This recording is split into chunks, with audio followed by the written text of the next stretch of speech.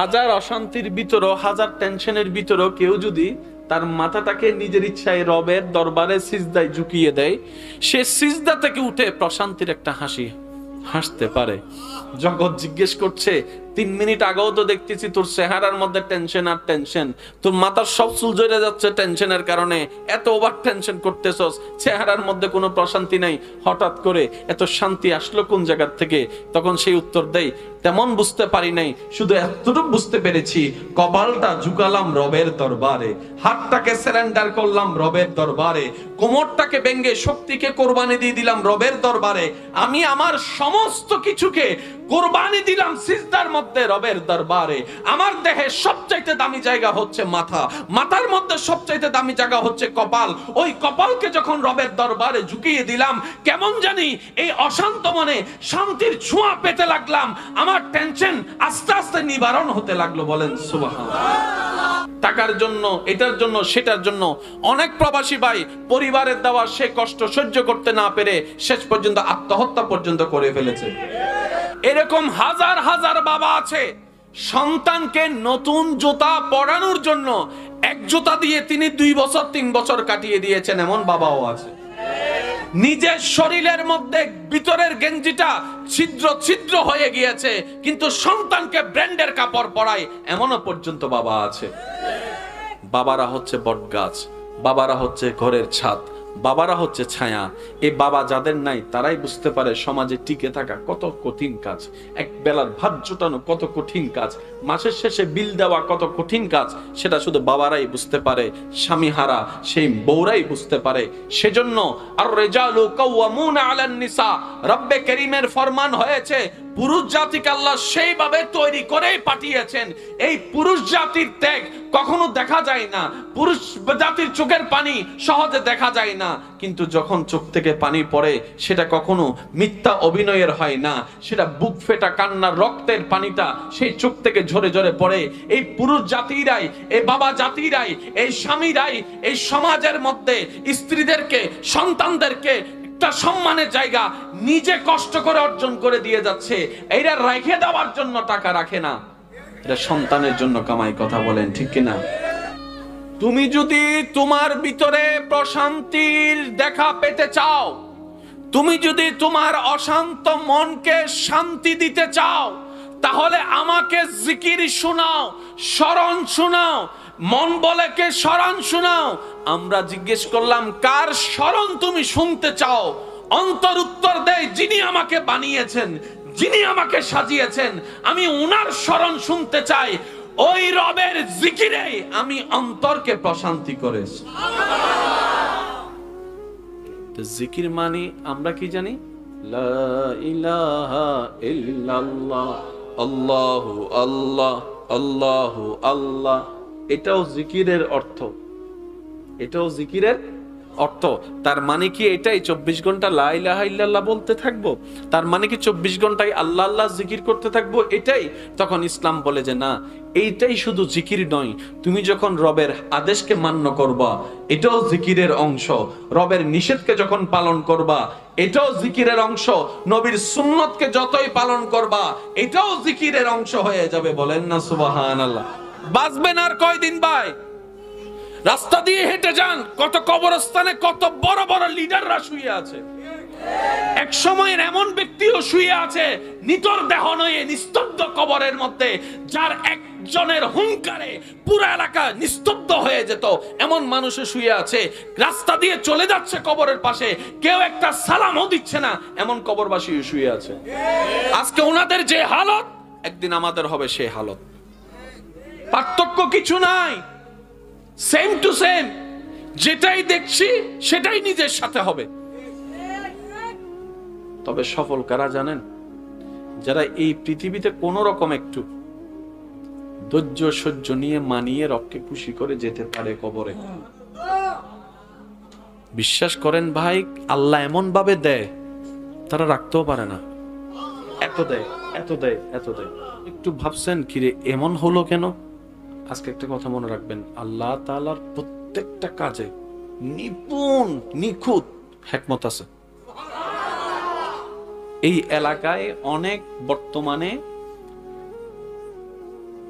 মানুষ এমন আছে এক বেলা ভাত খায় নাই, অতীতে জীবন কাটিয়েছে এমন মানুষ।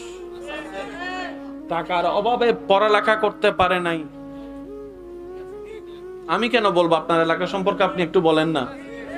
টাকার অভাবে পড়ালেখা করতে পারে নাই, ফিস দিতে পারে নাই, পরীক্ষা দিতে পারে নাই, এমন মানুষের টাকায় এখন অনেকেই ফিস দিয়ে পরীক্ষা দিচ্ছে। এমনও মানুষ এই এলাকায় হয়তো আছে, আপনারাই আমার চাইতে ভালো জানবেন, যে সুন্দর একটা কাপড় পরতে পারে নাই, 3 বছর একটা কিনতে পারে নাই, তার বাবা কিনে দিতে পারে নাই। আজকে তার টাকায় ছেলে মেয়ের এখন ব্র্যান্ডের জুতা পরে 17,000 18,000 টাকার। এই মেজারমেন্টটা কার? এটা আল্লাহর। আল্লাহ তাআলার সিদ্ধান্ত, আমি আল্লাহ সবাইকে দিব।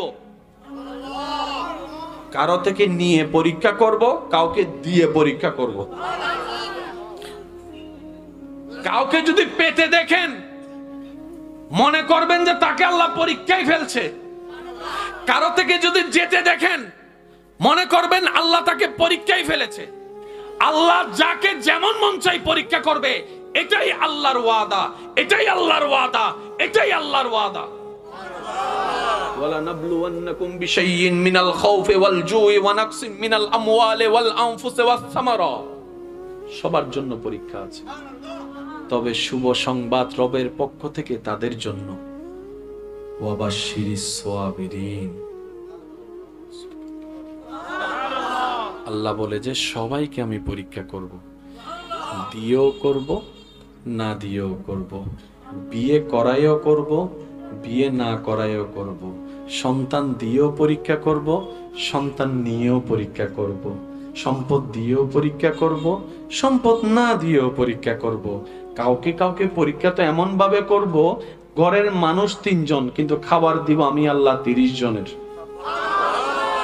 আশা করি বুঝে নিবেন। মানুষ ঘরের 3 জন, কিন্তু আমি তাকে এমন ভাবে দিব 30 জন মানুষের খাবার টেবিলের মধ্যে সাজানো থাকবে। 3 জনের অল্প অল্প খাবার খেয়ে বাকি 27 জনের খাবারকে অপচয় করে কিনা আমি সেটা দেখার জন্য 30 জনের খাবার দিয়ে তাকে আমি পরীক্ষা করব। আবার অনেককে পরীক্ষা করব এমন ভাবে, বাতের মার খেয়ে তাদের জীবন অতিবাহিত করতে হবে, রাতের ঘুমটা দিতে হবে, মুড়ি খেয়ে একটু পানি খেয়ে পেটের মধ্যে কুতা নিবারণ করে তাকে ঘুমাতে হবে।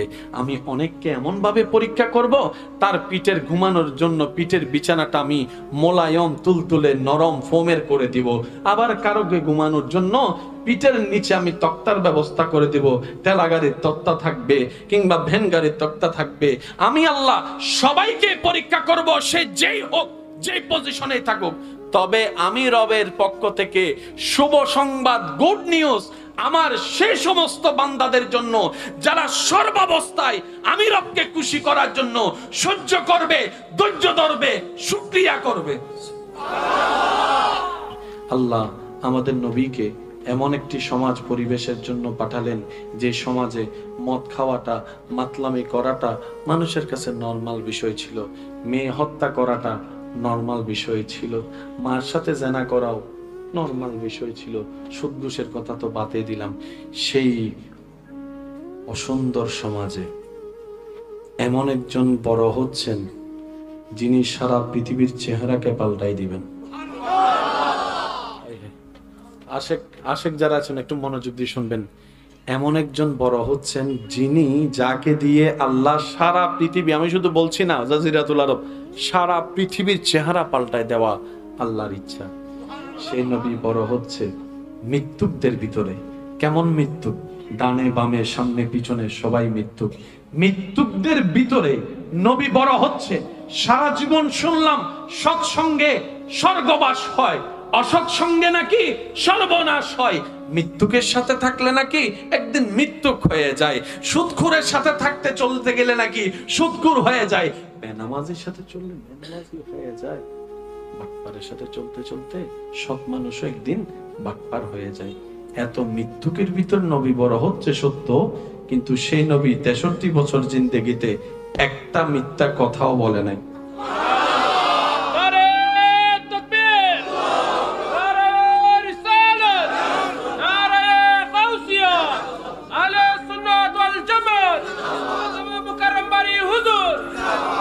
কষ্ট হচ্ছে আপনাদের? লক্ষ লক্ষ মৃত্যুকের ভিতরে নবী বড় হচ্ছে, কিন্তু তাদের মিথ্যা কথা বলার ভাইরাস আমাদের নবীকে স্পর্শ করতে পারে নাই। How can possible? সুবহানাল্লাহ। ড্রামে ড্রামে ড্রামে ড্রামে মদের বোতল, জীবনে এক ফোঁটা মদ স্পর্শ করে নাই। এটা যে মদ খারাপ জিনিস শিখানোর জন্য যে একজন অভিভাবক দরকার, তোর মধ্যে বাপ তো নাই।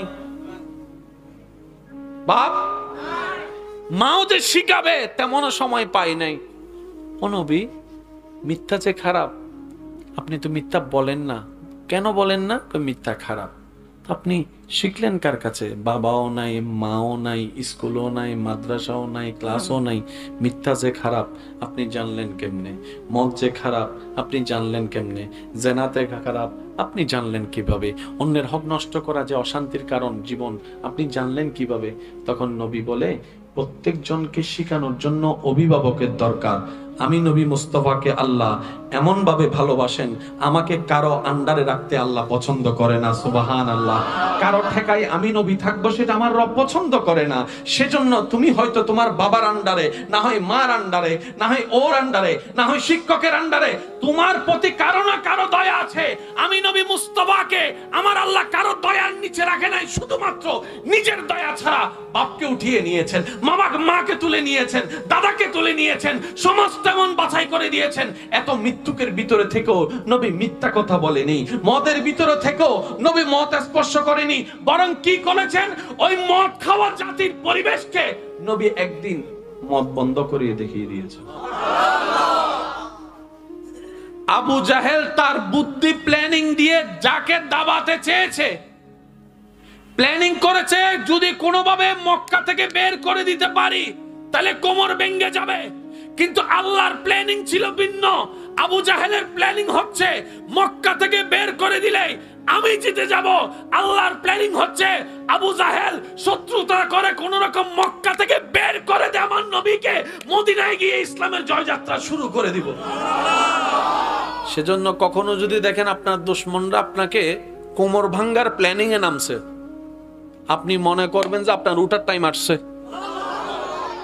সুবহানাল্লাহ। কোনো হয় না। আমি সবাইকে শ্রদ্ধার সাথে বলছি, মাথা গরম করেন না, কথার উত্তর কথা দিয়ে দিয়েন না, হাত থাকলে ঘুষি মেরে দিয়েন না। মনে রাখবেন, যখন দেখবেন আপনাকে নামানে ওয়ালা বেড়ে গিয়েছে, বুঝবেন আপনাকে আল্লাহ তুলতে যাচ্ছেন। যখনই দেখবেন আপনার জীবন অশান্তি করনেওয়ালা বেড়ে গিয়েছে, বুঝার চেষ্টা করবেন আল্লাহ আপনাকে শান্তি দিতে চাচ্ছে। কারণ ইউসুফ নবীর সে বাদশাহীর ঘটনা সবাই জানে। মনে রাখবেন, মাঝখানে যদি জেলের ঘটনা না আসতো, বাদশাহীর সিংহাসন আসতো না। কূপে পড়া যদি না আসতো, সিংহাসনের রাজমহল আসতো না, আসতো না, আসতো না।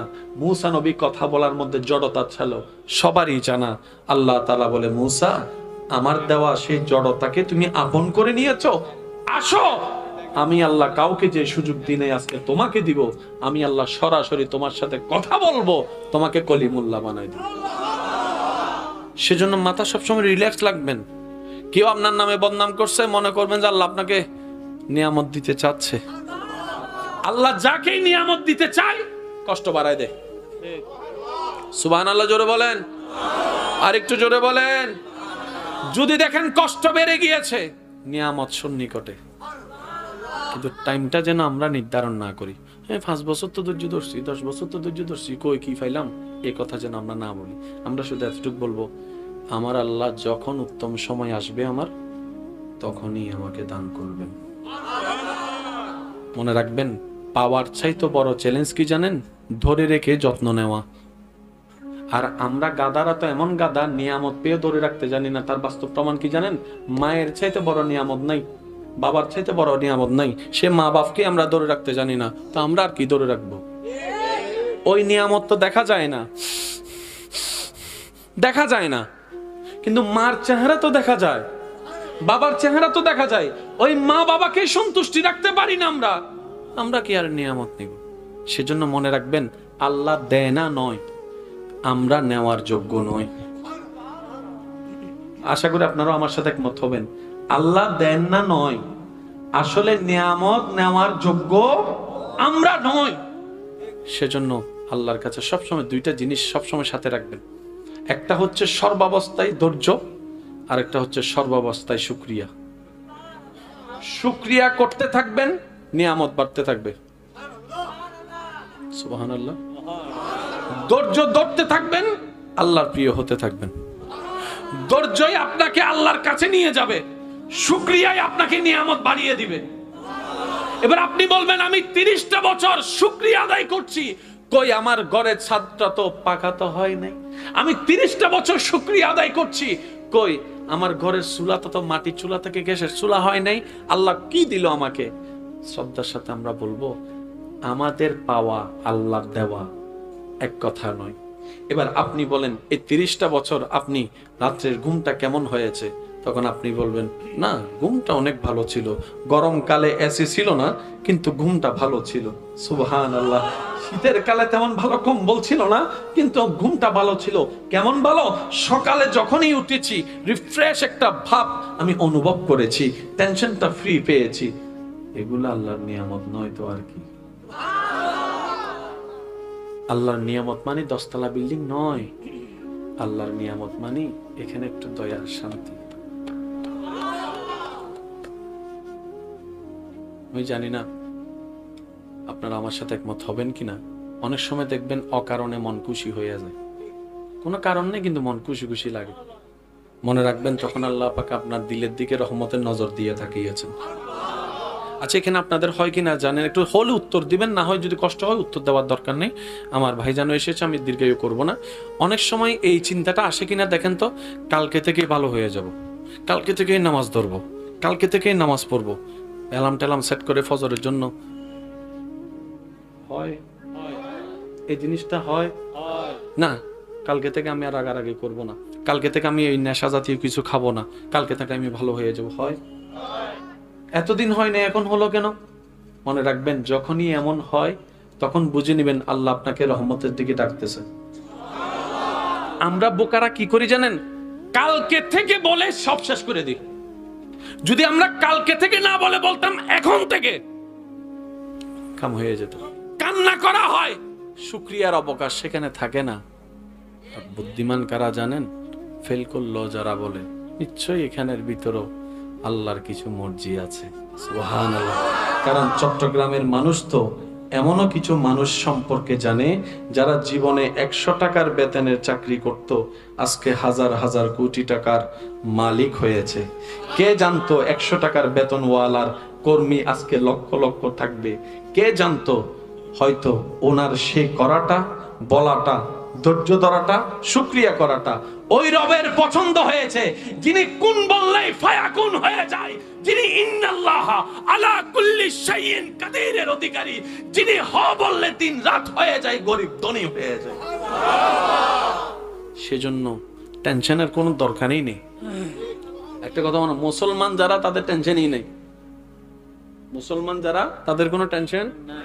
আরে যার রব রহমান, যার নবী রহমাতুল্লিল আলামিন, তো টেনশন করার তো কিছু নাই। তো টেনশন হয় কেন? আমাদের বুঝার কমতির কারণে। এবার আপনি বলবেন যে ভাই দেওয়ার কথা তো আপনি বললেন আল্লাহকে খুশি করতে গেলে দিতে হয়, দেওয়ার জন্য তো আমার কাছে নাই।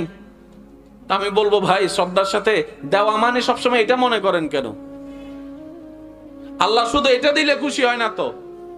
আপনার কাছে যদি এটা দেওয়ার সামর্থ্য না থাকে, কেউ একজন পথ হারিয়ে ফেলেছে, তাকে রাস্তাটা দেখাই দেন। সুবহানাল্লাহ বলেন না?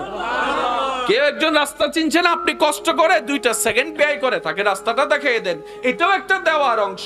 কারোর সাথে আপনি একটু সুন্দর করে কথা বলেন, এটাও দেওয়ার অংশ। কিচ্ছু যদি দিতে না পারেন, একটা হাসি দিয়ে কথা বলতে পারবেন তো? ওই হাসি দিয়ে কথা বলেন, এটাও সদকায়ে জারিয়ার অংশ হয়ে যাবে। ধর্মের কাজ হচ্ছে অশান্ত মানুষকে শান্তি করা, ধর্মের কাজ হচ্ছে অভদ্রকে ভদ্র বানানো, ধর্মের কাজ হচ্ছে নেশাখোরকে নেশা মুক্ত করা, ধর্মের কাজ হচ্ছে বেয়াদবকে আদবওয়ালা বানানো, ধর্মের কাজ হচ্ছে অন্ধকারকে আলো দেখানো, ধর্মের কাজ হচ্ছে ক্ষুধার্তকে খানা খাওয়ানো, ধর্মের কাজ হচ্ছে তৃষ্ণার্তকে পানি পান করানো, ধর্মের কাজ হচ্ছে অভাবীদেরকে সবল করা, ধর্মের কাজ হচ্ছে গর্তে পড়ে যাওয়া আল্লাহর বান্দাকে কষ্ট করে গর্ত থেকে টেনে বের করা। এই নিয়মে যদি ধর্মটাকে পালন করতে পারতাম, আজকে ভাঙ্গা গড় প্রাসাদের প্রশান্তি হতো। তখন তিনি ওনার মতো করে প্ল্যানিং করবেন। প্রস্তুতির তো একটা সময়ের বিষয়, যেটা বলেন না, প্রস্তুতির একটা সময়ের বিষয় আছে। উনি যে আপনাকে দিবে, দেওয়ার জন্য ওনাকে তো একটু কোমর শক্ত করতে হবে। কথা বলেন ঠিক কিনা? তো সেজন্য অনুরোধ রেখে গিয়ে বললাম, অনুরোধ রাখলাম যে এরকম কখনো যদি প্রয়োজন হয় কিছু আপনার ওই প্রবাসী ভাইদের থেকে, তখন আপনি ওনাকে পরামর্শমূলক বলবেন, শ্রদ্ধা এবং সম্মানের সাথে, মায়া করে, মহাব্বত করে। দেখবেন উনি ঠিকই আপনাকে সেই ব্যবস্থাটা করে দিবেন, যতই কষ্ট হোক। গুনাহগার আলাদা, বেয়াদব আলাদা। গুনাহগারের মাফ আছে, বেয়াদবের মাফ নাই। একজন বান্দা দেখান যার গুনাহ নাই। উঠতে গুনাহ, বসতে গুনাহ, চাইতে গুনাহ, বলতে গুনাহ, ঘরে গুনাহ, বাইরে গুনাহ, ইচ্ছাই গুনাহ, অনিচ্ছাই গুনাহ। আর গুনাহগারদের জন্য আল্লাহ পাক বলছেন, লা তাকনাতু মির রাহমাতিল্লাহ। বান্দারে, ভুল হবে তোর, সেটা আমি আগে থেকেই জানি। তাই তো আমি রব তোকে বাঁচার জন্য, তোকে বাঁচানোর জন্য তওবার রাস্তাটা খুলে দিয়েছি। বান্দা, তোর বুঝতে বলতে হবে গুনাহ, এটা আমার জানা, কিন্তু আমি চাই না তুই গুনার আসামি হয়ে জাহান্নামে জ্বল। তাই আমি তওবার একটা রাস্তা খুলে রাখলাম, যেই গুনার কাগজে তোকে জাহান্নামে নিবে, সেই গুনার কাগজ তুই ছিঁড়ার ক্ষমতা তোর কাছে নাই। কারণ সেটা তো এখানের ভিতরে, তুই চাইলে ধরতেও পারবি না, নিতেও পারবি না, গোশা খাওয়াইতে পারবি না।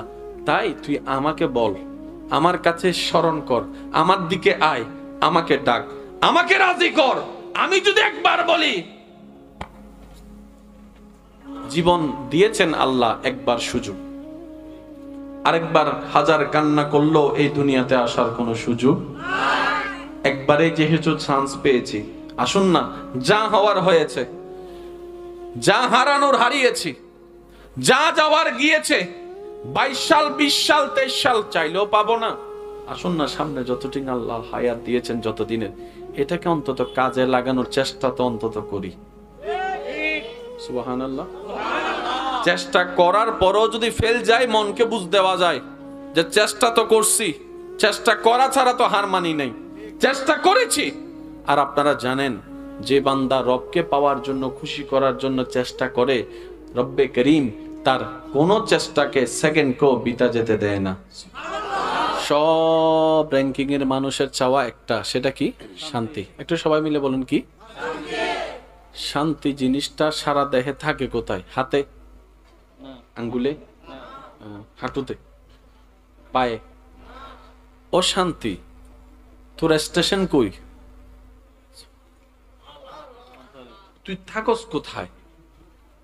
শান্তি উত্তর দেয়, আমি থাকি তোর কলবে। একটু জোরে বলেন না। আমি শান্তি থাকি তোর কলবে, আমি শান্তি থাকি তোর মনে, আমি শান্তির বাড়ি হচ্ছে তোর হৃদয়ে। তাহলে শান্তি আমাদের চাওয়া, বাড়ি তার, স্টেশন তার, কলব, হৃদয়, হার্ট, যেটাই বলিন, মনের। তো মন যদি শান্তি করতে হয়, তোই তো শান্তি পাওয়া যায়। মন শান্তি না হলে তো শান্তি পাওয়া সম্ভব। এবার মনকে একটু জিজ্ঞেস করেন, ও মন, কি দিলে তুই শান্তি হবি?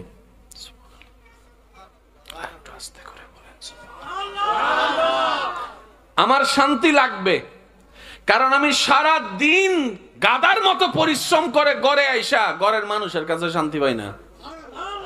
আছে না নাই? বলেন, আছে না নাই? পরিবার চালানোর জন্য নিজের দেশের মায়া ত্যাগ করে অনেক ভাইয়েরা প্রবাসে চলে যাচ্ছে। যে ছেলেটা এক গ্লাস পানি তুলে পর্যন্ত খাই নাই, মারে বলছে, সেই ছেলেটা আজকে প্রবাসের মধ্যে গিয়ে বড় বড় বস্তা কাঁধের উপর তুলতেছে। আফসোস আমাদের জন্য, অনেক ক্ষেত্রে আমরা অনেকেই প্রবাসীদেরকে টাকার মেশিন মনে করি। গেছে মানে প্রবাসী, বিদেশ মানে তার কোনো টাকার অভাব। এক একজন এক একটা শুধু অর্ডার দিতেই আছে, ভাই আইফোন, বাই কসমেটিক, বাই এটা, বাই সেটা। আসা যতটুক সহজ, পাওয়া যতটুক সহজ, অর্জন করা তো কিন্তু তার চাইতে কঠিন। তা আমি অনুরোধ রাখবো, এই এলাকায় যদি কারো পরিবারের কেউ প্রবাসে থাকে, ওই প্রবাসী ভাইয়ের সাথে, স্বামীর সাথে, বাবার সাথে ঝগড়া করেন না। উনি আমাদেরকে দেওয়ার জন্যই তো ওইখানে গিয়েছেন। তো না দেওয়ার যদি মন থাকতো উনি তো ঘরেই বসে থাকতো। তো উনি যেহেতু দেওয়ার জন্যই গিয়েছেন, তার মানে পেলে কখনো রেখে দিবে না। সুবহানাল্লাহ বলে আমরা নাপাক জবান দিয়ে আল্লাহর পবিত্রতার বর্ণনা করি। সুবহানাল্লাহ বলে আমরা পাপী নাপাক মানুষ আল্লাহর পবিত্রতার বর্ণনা দিচ্ছি। আপনার আমার সারা জীবনের 1000 বার বলা সুবহানাল্লাহ থেকে যদি একটা সুবহানাল্লাহ বলা যদি রবের কাছে কোন রকম পছন্দ হয়ে যায়, ওই রব খুশি হয়ে দয়া করে সুবহানাল্লাহর পবিত্রতার যে প্রশংসা আপনি করেছেন, সেই প্রশংসার বদলতে রব চাহে তো আপনার জবানকে পবিত্র করে দিবে, আপনার চোখকে পবিত্র করে দিবে, আপনার সংসারকে পবিত্র করে দিবে, আপনার বাহিরকে পবিত্র করে দিবে, আপনার ভিতরকে পবিত্র করে দিবে, আপনার চিন্তাকে পবিত্র করে দিবে, আপনার কবর হাসরকেও পবিত্র করে দিবে। কে দিবে? কোন আল্লাহ? যে আল্লাহ দিতে কিপটামি করে না। বাজে আরেকবার সুবহানাল্লাহ ছোট না, বোম মারে দিম ডাইরেক্ট। আরো জোরে হন সুবহানাল্লাহ। কোন আল্লাহ? যে আল্লাহর ভান্ডারে কমতি বলে কোন শব্দ নাই। কোন আল্লাহ? যিনি দিতে কিপটামিও করে। কোন আল্লাহ? যার ভান্ডারে অগণিত নিয়ামত আছে, যেটা দিলেও শেষ হয় না। আর একটু জোরে। তো ওই আল্লাহর বান্দা হয়ে আমরা পাই না কেন? উত্তর একটাই, তিনি দেন না নয়, তিনি দিতে পারে না নয়, তিনার ওইখানে নাই নয়। তো প্রবলেমটা কোথায়? উত্তর একটাই, আমরা চাইতেও জানি না, আমরা নিতেও জানি না, দিলে রাখতেও জানি না। যারা বলে স্রষ্টা নাই, আমি তাদেরকে শ্রদ্ধার সাথে একটা অনুরোধ করব, ভাই আপনার স্রষ্টাকে খোঁজার জন্য ডাইনে বামে কোথাও যাওয়ার দরকার নাই। জীবনে একটা সময় বাইর করবেন, 10টা মিনিট আয়নার সামনে নিজেকে দাঁড় করাবেন, আর আয়নাতে শুধু আপনি নিজেকে দেখবেন। আপনার শরীরটাকে আপনি দেখেন আয়নাতে, আর নিজেকে লাস্ট একটা প্রশ্ন করেন, এত সুন্দর ডিজাইন, একটু জোরে, এত সুন্দর কারুকাজ, এত সুন্দর এক একটা সফটওয়্যার, এত সুন্দর আলাদা আলাদা কাজ, তাও আবার মাসে একবার নয়, প্রতি সেকেন্ডে চলছে। এটা কিভাবে সম্ভব? শুধু নিজেকে একবার প্রশ্ন করবেন।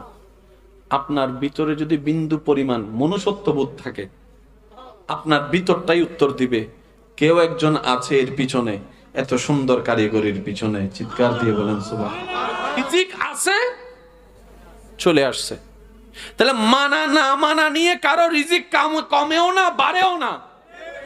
তাহলে আপনারটা আমি পারবো না কমাতে, আমারটা আপনি পারবেন না, তো শত্রুতামি করে পিছনে পড়ে লাভ কি? ইজ্জত দেওয়ার মালিক আল্লাহ, রিজিক দেওয়ার মালিক আল্লাহ। তো আল্লাহ কাকে দেয়? যে অন্যের ভালো চাই, আল্লাহ তাকেই দেয়। আমরা যে মনে করি তে উঠে যাইতেছে ব্যবসায়, তারে নামা, মূলত তারে নামাইতে গিয়ে আমরা নামছি। এই বুঝতে আমরা বুঝতে পারি না। আজকে একটা ফর্মুলা মনে রাখবেন, সবকিছু দেনেওয়ালাকে আল্লাহ কখন দেয়? যখন আল্লাহ খুশি হয়। সুবহানাল্লাহ বলবেন না? আল্লাহ খুশি হলে দেয়, স্পেশাল ভাবে দেয়। আল্লাহকে খুশি করলে তো আপনি পাচ্ছেন। আচ্ছা, কারো থেকে নিয়ে নিলে আল্লাহ খুশি হয় নাকি কাউকে কিছু দিলে খুশি হয়? আপনারাই বলেন, আমি বলবো না। কারো থেকে কেড়ে নিলে আল্লাহ খুশি হয় না দিলে খুশি হয়? তাহলে আপনি দেওয়াটা শুরু করেন।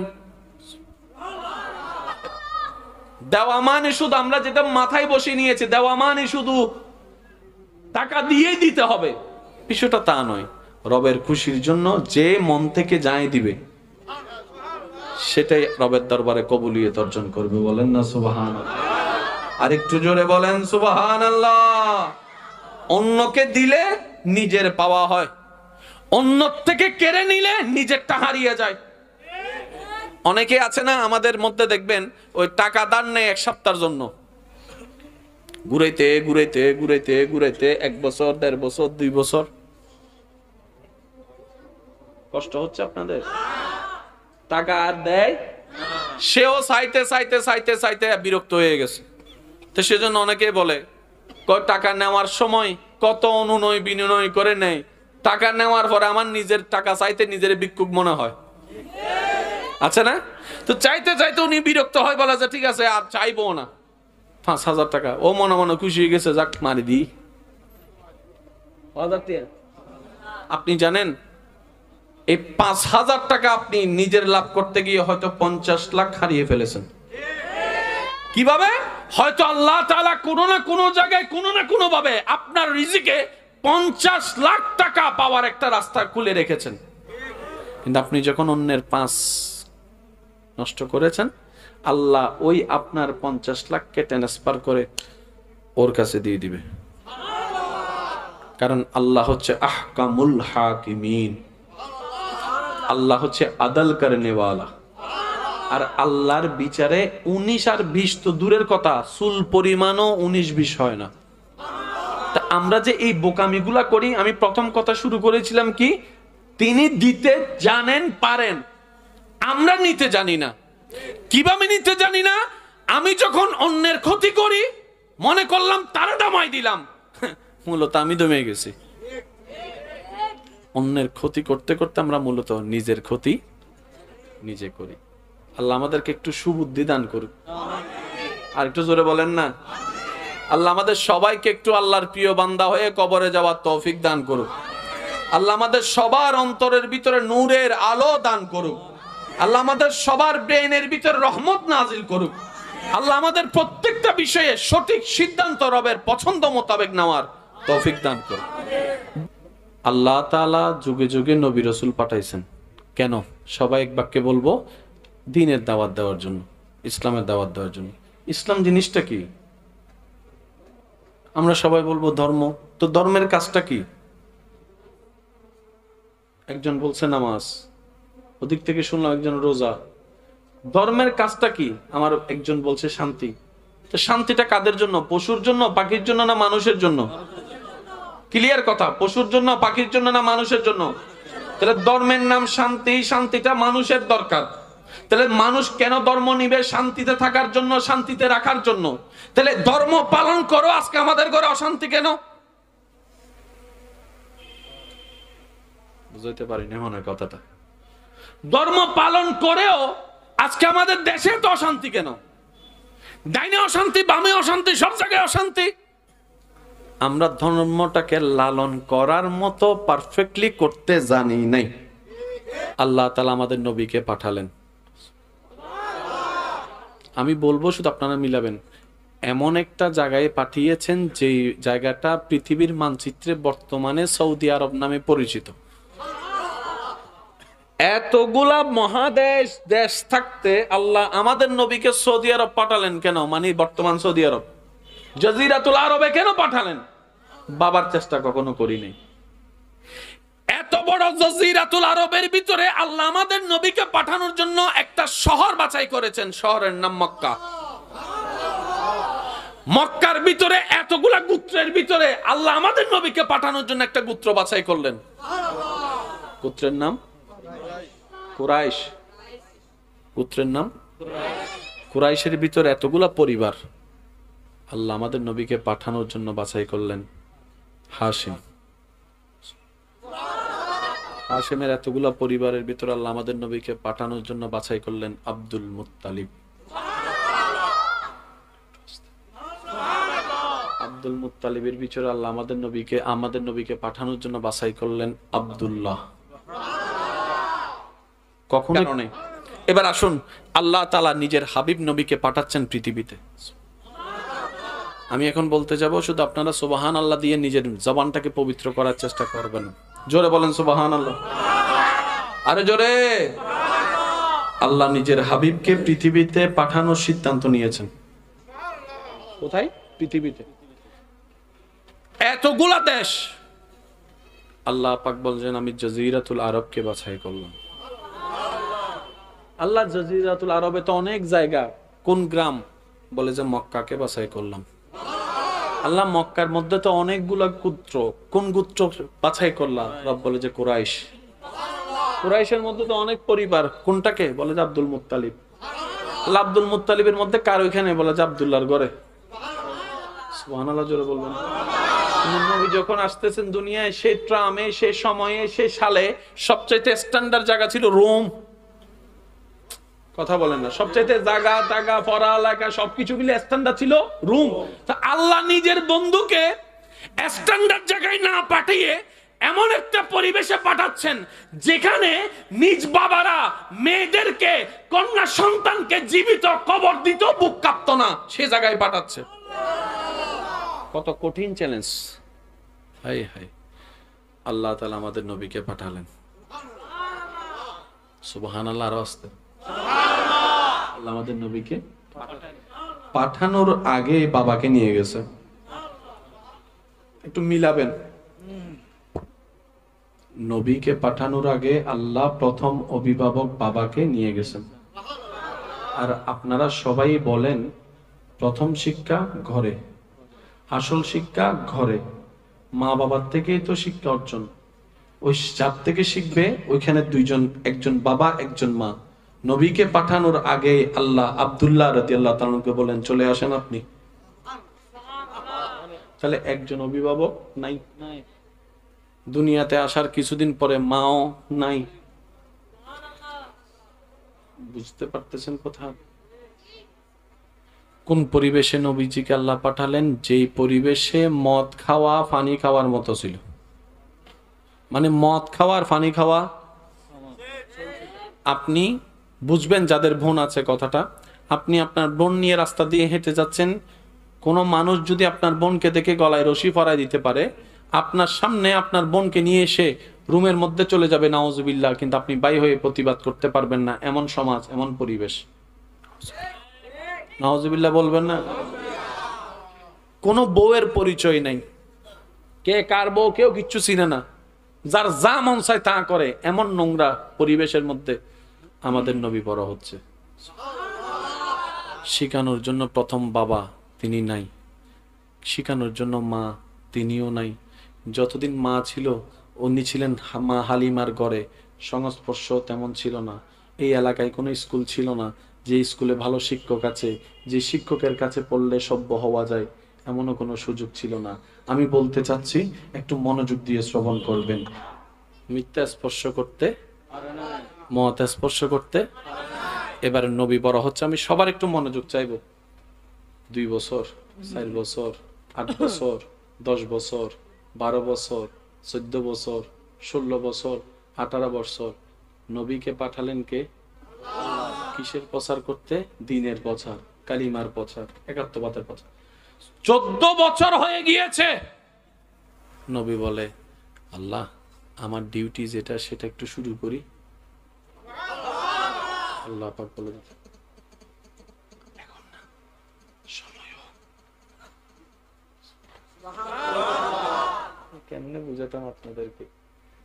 ইসলাম যে কত চমৎকার একটা ধর্ম, আল্লাহ যে সবকিছু কত নিট এন্ড ক্লিন করেছেন, সব জামিল আমাদের বুঝার মধ্যে। ওলামায়ে কেরাম মওজুদ আছেন, দোয়া নিয়ে বলতে চাই, প্রত্যেকটা নবীর মিশন ছিল কালিমার দাওয়াত। এটা যেমন সত্য, প্রত্যেকটা নবীকে আল্লাহ নির্দিষ্ট এরিয়া করে দিয়েছেন। যেমন মূসা নবীকে বলা হয় বনি ইসরাইলের নবী। আমরা কি বনি ইসরাইল?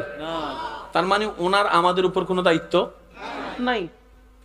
মূসা নবীকে আল্লাহ হায়াত দিয়েছেন, সময় দিয়েছেন, জায়গা দিয়েছেন নির্দিষ্ট, এই এরিয়াটা তোমার, এখানে দিন প্রচার করো।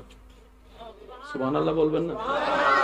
হযরত নূহ আলাইহিস সালামকে আল্লাহ তাআলা হায়াত দিয়েছেন শত শত শত শত বছর। বুঝার জন্য বলা, আল্লাহ নূহ আলাইহিস সালামকে বলে, ও নূহ, তোমাকে আমি দিন প্রচারের দায়িত্ব দিলাম চট্টগ্রামে, ঢাকার চিন্তা তোমার করা লাগবে না, তুমি চট্টগ্রামের দায়িত্ব পালন করো। তো আল্লাহ এই চট্টগ্রামে ইসলাম প্রচার করতে আমাকে কতটুকু হায়াত দিয়েছো? আল্লাহ পাক বলে যে 900 বছর তোমার হায়াত দিলাম, যাও। হযরত ইব্রাহিম আলাইহিস সালামকে আল্লাহ তাআলা দিলেন মনে করেন বরিশাল, দায়িত্ব। আল্লাহ আমার হায়াত কত, বলে যে নাও শত শত তোমারে দিলাম। দাউদ আল ইসলামকে দিলেন যে তোমার জায়গা হচ্ছে টেকনাফ, তোমার হায়াত দিলাম এত, নাও। প্রত্যেকটা নবীকে আল্লাহ জায়গা দিয়েছেন, বলেন না, জায়গা দিয়েছেন ছোট, বিশ্বের তুলনায় জায়গা দিয়েছেন ছোট, হায়াত দিয়েছেন। সব নবীর আমল শেষ, আমাদের নবী আসার পালা। এবার আমার নবী জিজ্ঞেস করে, আমি ওলামা একরাম একটু দোয়া চাচ্ছি, আমাদের নবী জিজ্ঞেস করে, আল্লাহ সব নবীকে তো তুমি জায়গা একটু বুঝে দিয়েছো, এই জায়গাটা আল্লাহ আমার জায়গা কদ্দুর, আমার এরিয়াটা কদ্দুর?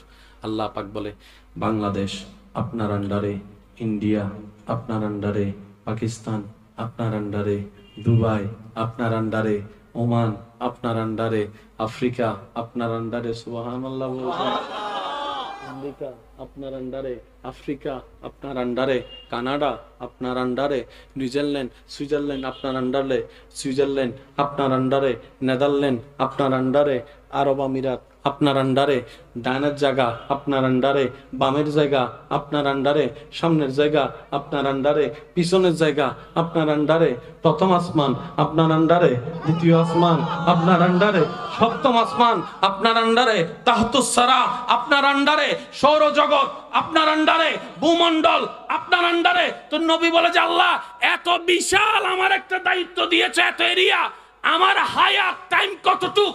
আল্লাহ বলে যে 63 বছর।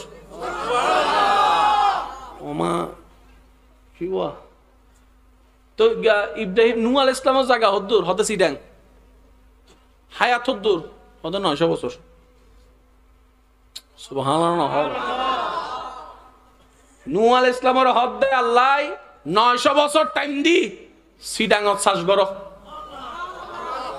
আর নবীর আল্লাহ হদ দেয় সারা পৃথিবী শ্বাস গরণ 63 বছর সময় দিলাম। চ্যালেঞ্জ বুঝু তাই না, চ্যালেঞ্জ বুঝু তাই না, একটা ধন্যবাদ, চ্যালেঞ্জ বুঝু তাই না। সারা পৃথিবীর দায়িত্ব দিলেন আল্লাহ আমার নবীকে, সারা সৃষ্টি জগতের রাহমাতুল লিল। আল্লাহ আমার টাইম কতটুক? বলে যে 63 বছর। নবী একবারও বলে নাই আল্লাহ 63 বছরে কিভাবে সম্ভব, কারণ তখন তো ইন্টারনেট নাই, ফেসবুক নাই, টুইটার নাই, ইউটিউব নাই। হ্যাঁ, আমি বক্তব্যটা পৌঁছাবো কিভাবে? কালিমার দাওয়াত যাইতে আসতে তো আমার জীবনের 63 বছর শেষ হয়ে যাবে। নবী একবারও বলে নাই ইয়া রাসূলুল্লাহ এত বড় চ্যালেঞ্জ আপনি নিয়েছেন, আপনার কি একটু টেনশন হয় নাই যে 63 বছরে আপনি কিভাবে সার্ভাইভ করবেন সারা পৃথিবী? নবী বলে যে এটাই তো মুমিন বান্দার তাওয়াক্কুলের নিদর্শন। আমি শিক্ষা দিয়ে দিলাম আমার উম্মতকে, উম্মত কখনো যদি এমন সিচুয়েশন আল্লাহ তোমাকে ফেলে, বিবেক বলে যে অসম্ভব, তখন তুমি অন্তর দিয়ে বলো আমার রব চাইলে অসম্ভবটাই সম্ভব হয়ে যাবে।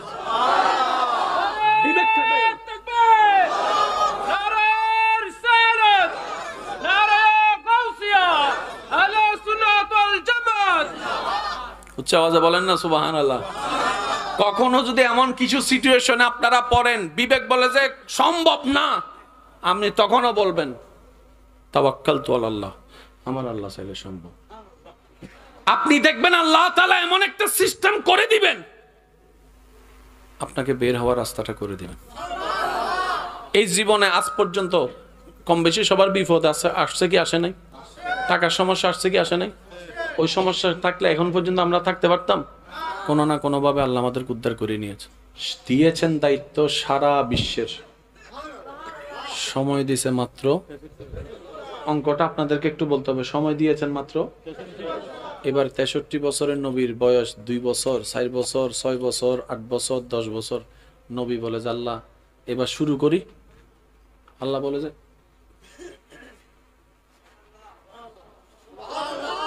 এমনে 63 বছর, তার মধ্যে চলে গেছে 10 বছর, বাকি আছে বাকি আছে 53 বছর। এখন পরীক্ষা আরো কঠিন হয়ে যাচ্ছে। 20 বছর নবীজির বয়স। আল্লাহ এবার শুরু করি। আল্লাহ বলে এখনো টাইম হয় নাই,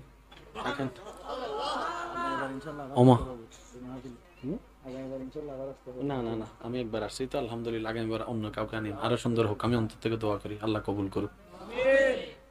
20 বছর শেষ, তাহলে 63 থেকে 20 গেলে 43, সময় আরো রিস্ক হয়ে যাচ্ছে। নবীর বয়স 30 বছর মোবারক। আল্লাহ এবার তো শুরু করি, অপেক্ষা করেন। নবীর বয়স 38, বছর মোবারক। আল্লাহ এবার শুরু করি না, এখনো অপেক্ষা করেন। সুবহানাল্লাহ। নবীজির বয়স 40 মোবারক হলো, বাকি আছে আর 23 বছর। 40 বছর হলো, আল্লাহ পাক বলে যে নবী শুরু করেন।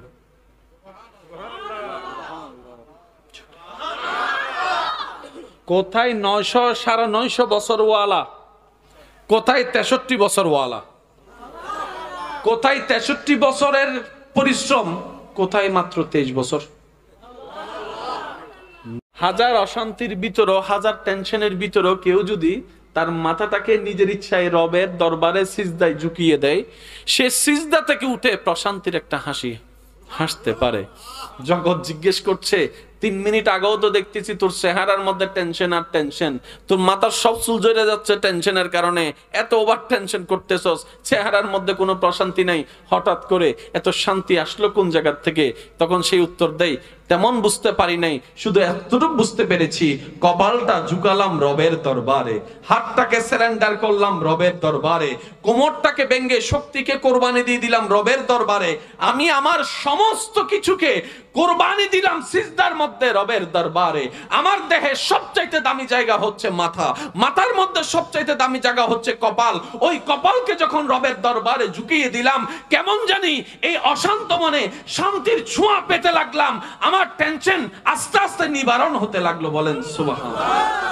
টাকার জন্য, এটার জন্য, সেটার জন্য অনেক প্রবাসী ভাই পরিবারের দেওয়া সে কষ্ট সহ্য করতে না পেরে শেষ পর্যন্ত আত্মহত্যা পর্যন্ত করে ফেলেছে। এরকম হাজার হাজার বাবা আছে, সন্তানকে নতুন জুতা পরানোর জন্য এক জুতা দিয়ে তিনি 2 বছর 3 বছর কাটিয়ে দিয়েছেন, এমন বাবাও আছে। নিজের শরীরের মধ্যে ভিতরের গেঞ্জিটা ছিদ্র ছিদ্র হয়ে গিয়েছে, কিন্তু সন্তানকে ব্র্যান্ডের কাপড় পরায়, এমনও পর্যন্ত বাবা আছে। বাবারা হচ্ছে বটগাছ, বাবারা হচ্ছে ঘরের ছাদ, বাবারা হচ্ছে ছায়া। এই বাবা যাদের নাই তারাই বুঝতে পারে সমাজে টিকে থাকা কত কঠিন কাজ, এক বেলার ভাত জোটানো কত কঠিন কাজ, মাসের শেষে বিল দেওয়া কত কঠিন কাজ, সেটা শুধু বাবারাই বুঝতে পারে, স্বামীহারা সেই বউরাই বুঝতে পারে।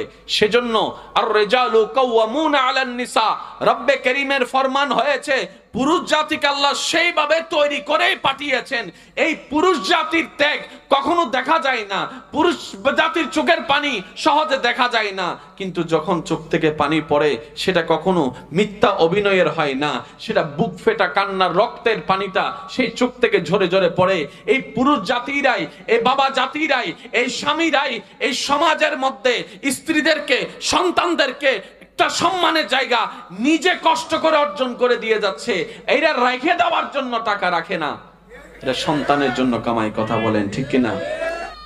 তুমি যদি তোমার ভিতরে প্রশান্তির দেখা পেতে চাও, তুমি যদি তোমার অশান্ত মনকে শান্তি দিতে চাও, তাহলে আমাকে জিকির শোনাও, স্মরণ শোনাও। মন বলে কে স্মরণ শোনাও। আমরা জিজ্ঞেস করলাম কার স্মরণ তুমি শুনতে চাও? অন্তর উত্তর দেয় যিনি আমাকে বানিয়েছেন, যিনি আমাকে সাজিয়েছেন, আমি উনার স্মরণ শুনতে চাই। ওই রবের জিকিরে আমি অন্তরকে প্রশান্তি করেছি। তো জিকির মানে আমরা কি জানি? লা ইলাহা ইল্লাল্লাহ, আল্লাহু আল্লাহ, আল্লাহু আল্লাহ। এটাও জিকিরের অর্থ, এটাও জিকিরের অর্থ। তার মানে কি এটাই 24 ঘন্টা লা ইলাহা ইল্লাল্লাহ বলতে থাকবো? তার মানে কি 24 ঘন্টায় আল্লাহ আল্লাহ জিকির করতে থাকবো এটাই? তখন ইসলাম বলে যে না, এইটাই শুধু জিকির নয়, তুমি যখন রবের আদেশকে মান্য করবা এটাও জিকিরের অংশ, রবের নিষেধকে যখন পালন করবা এটাও জিকিরের অংশ, নবীর সুন্নতকে যতই পালন করবা এটাও জিকিরের অংশ হয়ে যাবে। বলেন না সুবহানাল্লাহ। বাঁচবেন আর কয়দিন ভাই? রাস্তা দিয়ে হেঁটে যান, কত কবরস্থানে কত বড় বড় লিডাররা শুয়ে আছে, এক সময়ের এমন ব্যক্তিও শুয়ে আছে নিতর দেহ নয়ে নিস্তব্ধ কবরের মধ্যে, যার একজনের হুঙ্কারে পুরো এলাকা নিস্তব্ধ হয়ে যেত, এমন মানুষও শুয়ে আছে। রাস্তা দিয়ে চলে যাচ্ছে কবরের পাশে, কেউ একটা সালামও দিচ্ছে না, এমন কবরবাসীও শুয়ে আছে। আজকে ওনাদের যে হালত, একদিন আমাদের হবে সেই হালত। পার্থক্য কিছু নাই, সেম টু সেম। যেটাই দেখছি সেটাই নিজের সাথে হবে। তবে সফল কারা জানেন? যারা এই পৃথিবীতে কোন রকম একটু ধৈর্য সহ্য নিয়ে মানিয়ে রবকে খুশি করে যেতে পারে কবরে। বিশ্বাস করেন ভাই, আল্লাহ এমন ভাবে দেয় তারা রাখতেও পারে না। এত দেয়, এত দেয়, এত দেয়। একটু ভাবছেন কিরে এমন হলো কেন? আজকে একটা কথা মনে রাখবেন, আল্লাহ তাআলার প্রত্যেকটা কাজে নিপুণ নিখুঁত হিকমত আছে। এই এলাকায় অনেক বর্তমানে মানুষ এমন আছে এক বেলা ভাত খায় নাই, অতীতে জীবন কাটিয়েছে এমন মানুষ। টাকার অভাবে পড়ালেখা করতে পারে নাই। আমি কেন বলবো আপনার এলাকা সম্পর্কে, আপনি একটু বলেন না। টাকার অভাবে পড়ালেখা করতে পারে নাই, ফিস দিতে পারে নাই, পরীক্ষা দিতে পারে নাই। এমন মানুষের টাকায় এখন অনেকেই ফিস দিয়ে পরীক্ষা দিচ্ছে। এমনও মানুষ এই এলাকায় হয়তো আছে, আপনারাই আমার চাইতে ভালো জানবেন, যে সুন্দর একটা কাপড় পরতে পারে নাই, 3 বছর একটা কিনতে পারে নাই, তার বাবা কিনে দিতে পারে নাই। আজকে তার টাকায় ছেলে মেয়ের এখন ব্র্যান্ডের জুতা পরে 17,000 18,000 টাকার। এই মেজারমেন্টটা কার? এটা আল্লাহর। আল্লাহ তাআলার সিদ্ধান্ত, আমি আল্লাহ সবাইকে দিব। কারো থেকে নিয়ে পরীক্ষা করব, কাউকে দিয়ে পরীক্ষা করব। কাউকে যদি পেটে দেখেন মনে করবেন যে তাকে আল্লাহ পরীক্ষায় ফেলছে। কারো থেকে যদি যেতে দেখেন মনে করবেন আল্লাহ তাকে পরীক্ষায় ফেলেছে। আল্লাহ যাকে যেমন মন চাই পরীক্ষা করবে, এটাই আল্লাহর ওয়াদা, এটাই আল্লাহর ওয়াদা, এটাই আল্লাহর ওয়াদা। ওয়ালা নাবলুওয়ান্নাকুম বিশাইইন মিনাল খাউফি ওয়াল জুই ওয়া নাকসিম মিনাল আমওয়ালি ওয়াল আনফুসি ওয়াস সামারা।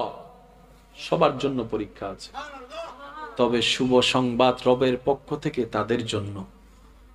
ওয়া বাশশিরিস সাবিরিন। আল্লাহ বলে যে সবাইকে আমি পরীক্ষা করব, দিয়েও করব, না দিয়েও করব, বিয়ে করাইও করব, বিয়ে না করাইও করব, সন্তান দিয়েও পরীক্ষা করব, সন্তান নিয়েও পরীক্ষা করব, সম্পদ দিয়েও পরীক্ষা করব, সম্পদ না দিয়েও পরীক্ষা করব। কাউকে কাউকে পরীক্ষা তো এমন ভাবে করব, ঘরের মানুষ 3 জন কিন্তু খাবার দিব আমি আল্লাহ 30 জনের। আশা করি বুঝে নিবেন। মানুষ ঘরের 3 জন কিন্তু আমি তাকে এমন ভাবে দিব 30 জন মানুষের খাবার টেবিলের মধ্যে সাজানো থাকবে। 3 জনের অল্প অল্প খাবার খেয়ে বাকি 27 জনের খাবারকে অপচয় করে কিনা আমি সেটা দেখার জন্য 30 জনের খাবার দিয়ে তাকে আমি পরীক্ষা করব। আবার অনেককে পরীক্ষা করব এমন ভাবে বাতের মার খেয়ে তাদের জীবন অতিবাহিত করতে হবে, রাতের ঘুমটা দিতে হবে মুড়ি খেয়ে, একটু পানি খেয়ে পেটের মধ্যে কুতা নিবারণ করে তাকে ঘুমাতে হবে। আমি অনেককে এমন ভাবে পরীক্ষা করব, তার পিঠের ঘুমানোর জন্য পিঠের বিছানাটা আমি মোলায়ম তুলতুলে নরম ফোমের করে দিব। আবার কারোকে ঘুমানোর জন্য পিঠের নিচে আমি তক্তার ব্যবস্থা করে দিব, ঠেলা গাড়ির তক্তা থাকবে কিংবা ভ্যান গাড়ির তক্তা থাকবে। আমি আল্লাহ সবাইকে পরীক্ষা করব, সে যেই হোক, যেই পজিশনে থাকুক। তবে আমি রবের পক্ষ থেকে শুভ সংবাদ, গুড নিউজ আমার সেই সমস্ত বান্দাদের জন্য যারা সর্বাবস্থায় আমি রবকে খুশি করার জন্য সহ্য করবে, ধৈর্য ধরবে, শুকরিয়া করবে। আল্লাহ আমাদের নবীকে এমন একটি সমাজ পরিবেশের জন্য পাঠালেন যে সমাজে মদ খাওয়াটা, মাতলামি করাটা মানুষের কাছে নরমাল বিষয় ছিল, মেয়ে হত্যা করাটা নরমাল বিষয় ছিল, মার সাথে জেনা করাও নরমাল বিষয় ছিল, সুদ ঘুষের কথা তো বাদই দিলাম। সেই অসুন্দর সমাজে এমন একজন বড় হচ্ছেন যিনি সারা পৃথিবীর চেহারাকে পাল্টাই দিবেন। আশেক যারা আছেন একটু মনোযোগ দিয়ে শুনবেন। এমন একজন বড় হচ্ছেন যিনি, যাকে দিয়ে আল্লাহ সারা পৃথিবী, আমি শুধু বলছি না জাজিরাতুল আরব, সারা পৃথিবীর চেহারা পাল্টায় দেওয়া আল্লাহর ইচ্ছা। সেই নবী বড় হচ্ছে মৃত্যুকদের ভিতরে। কেমন মৃত্যুক? ডানে বামে সামনে পিছনে সবাই মৃত্যুক। মৃত্যুকদের ভিতরে নবী বড় হচ্ছে।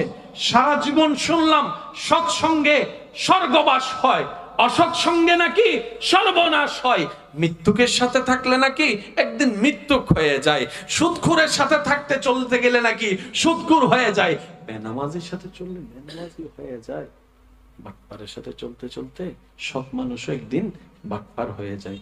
এত মৃত্যুকের ভিতর নবী বড় হচ্ছে সত্য, কিন্তু সেই নবী 63 বছর জিন্দেগিতে একটা মিথ্যা কথাও বলে নাই।